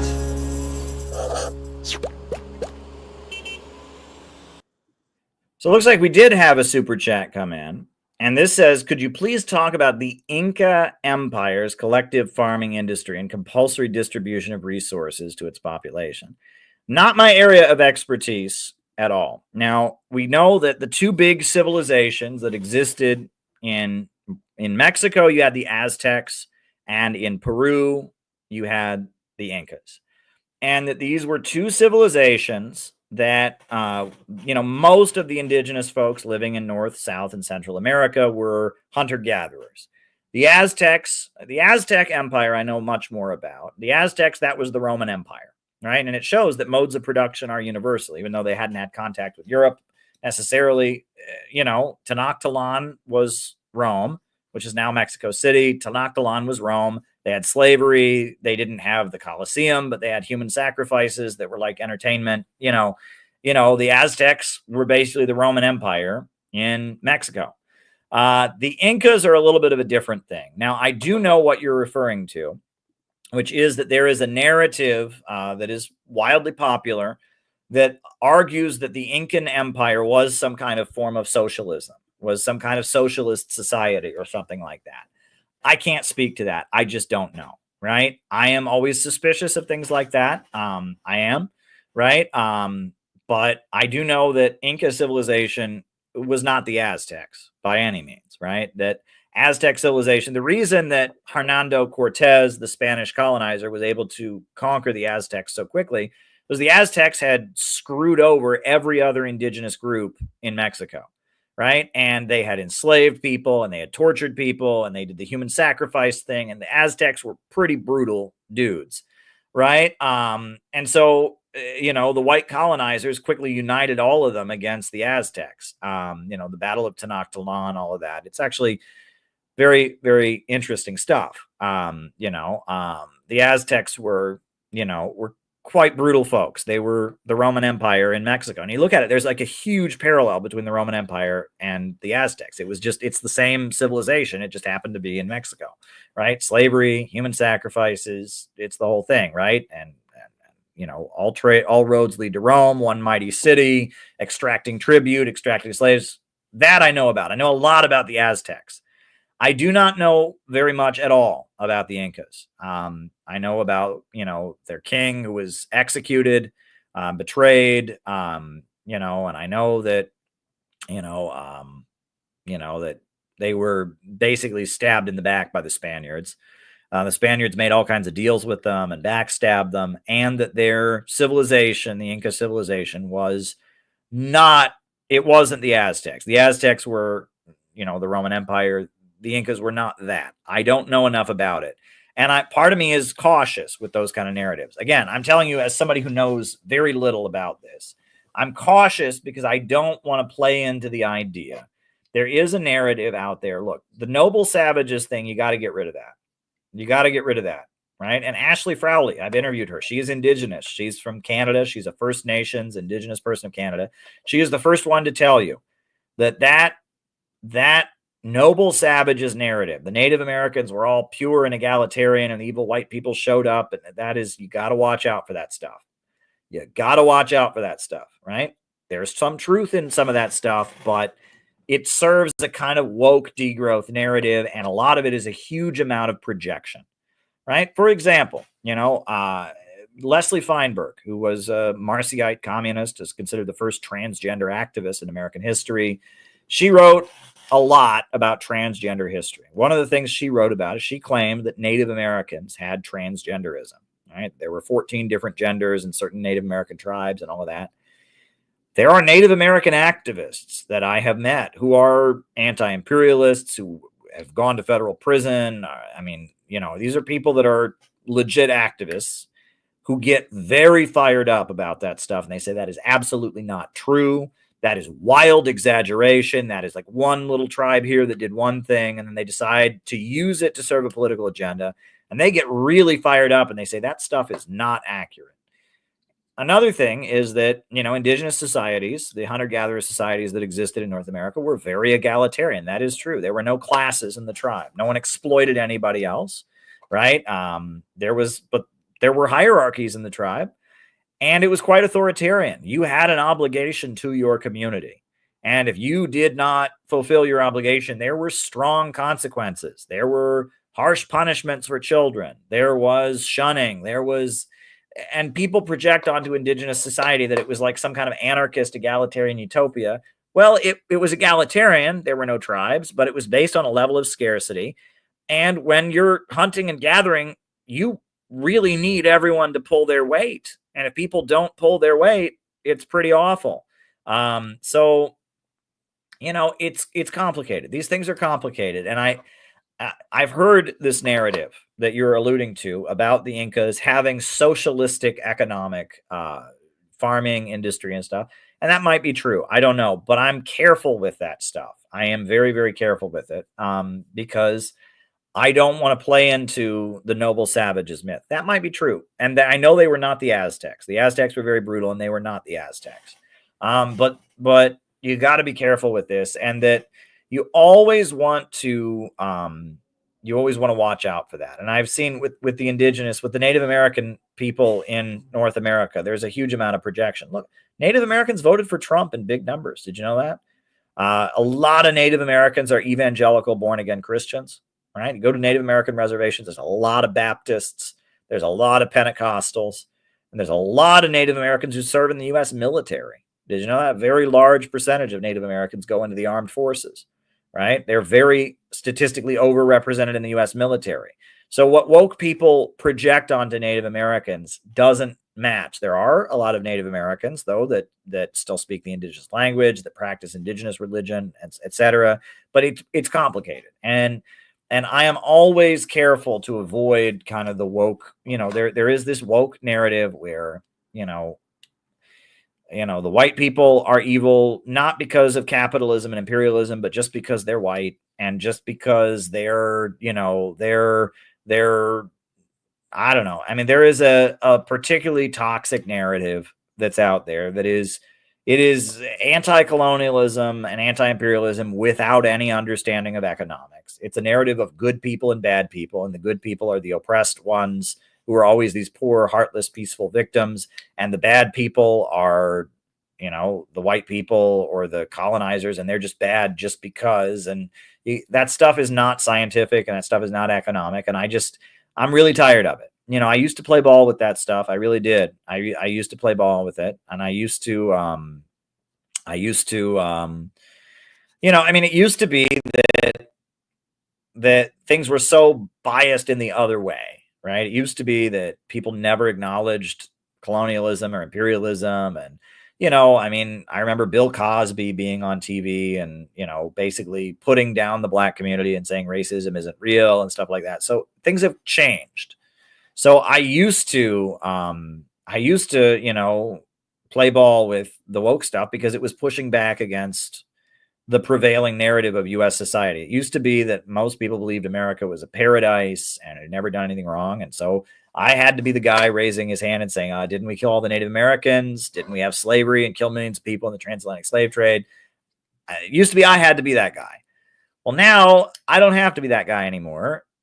And there's a lot of people who say things like that, but they don't understand why it happened. And they don't understand this history from an economic lens. It's just from the lens of good people and bad people. And they have a degrowth narrative. Growth is bad in their minds. And there's the noble savages who just don't have any growth. And that is not.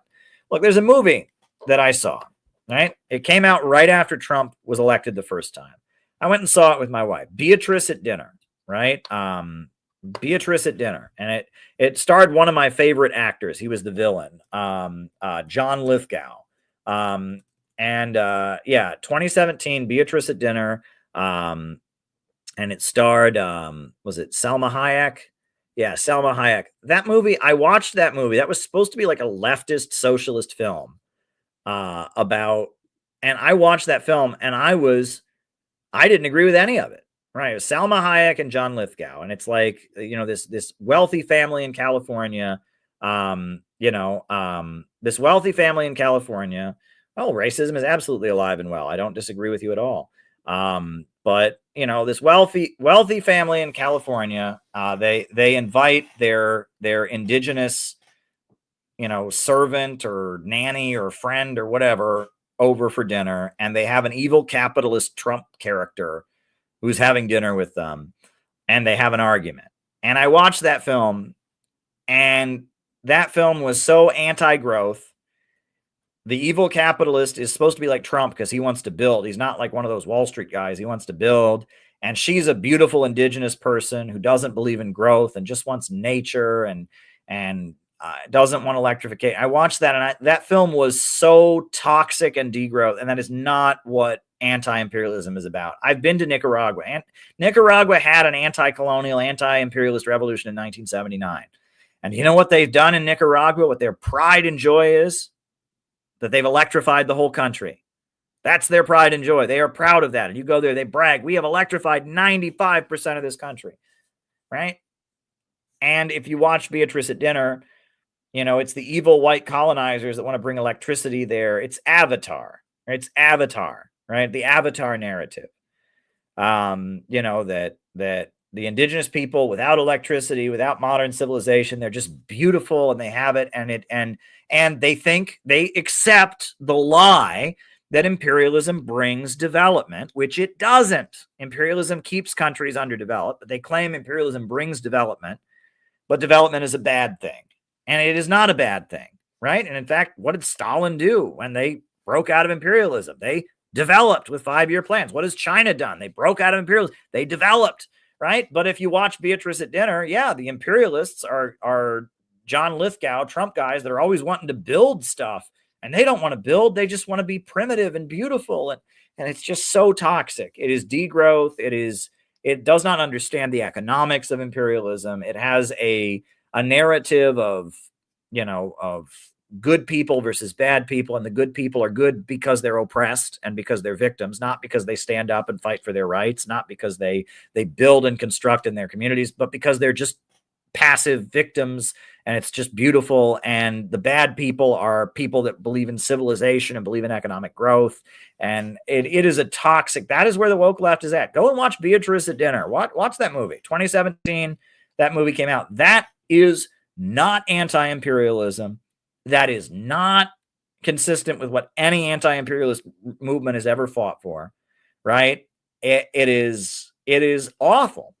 And that's what woke people believe, right? They believe civilization itself is bad.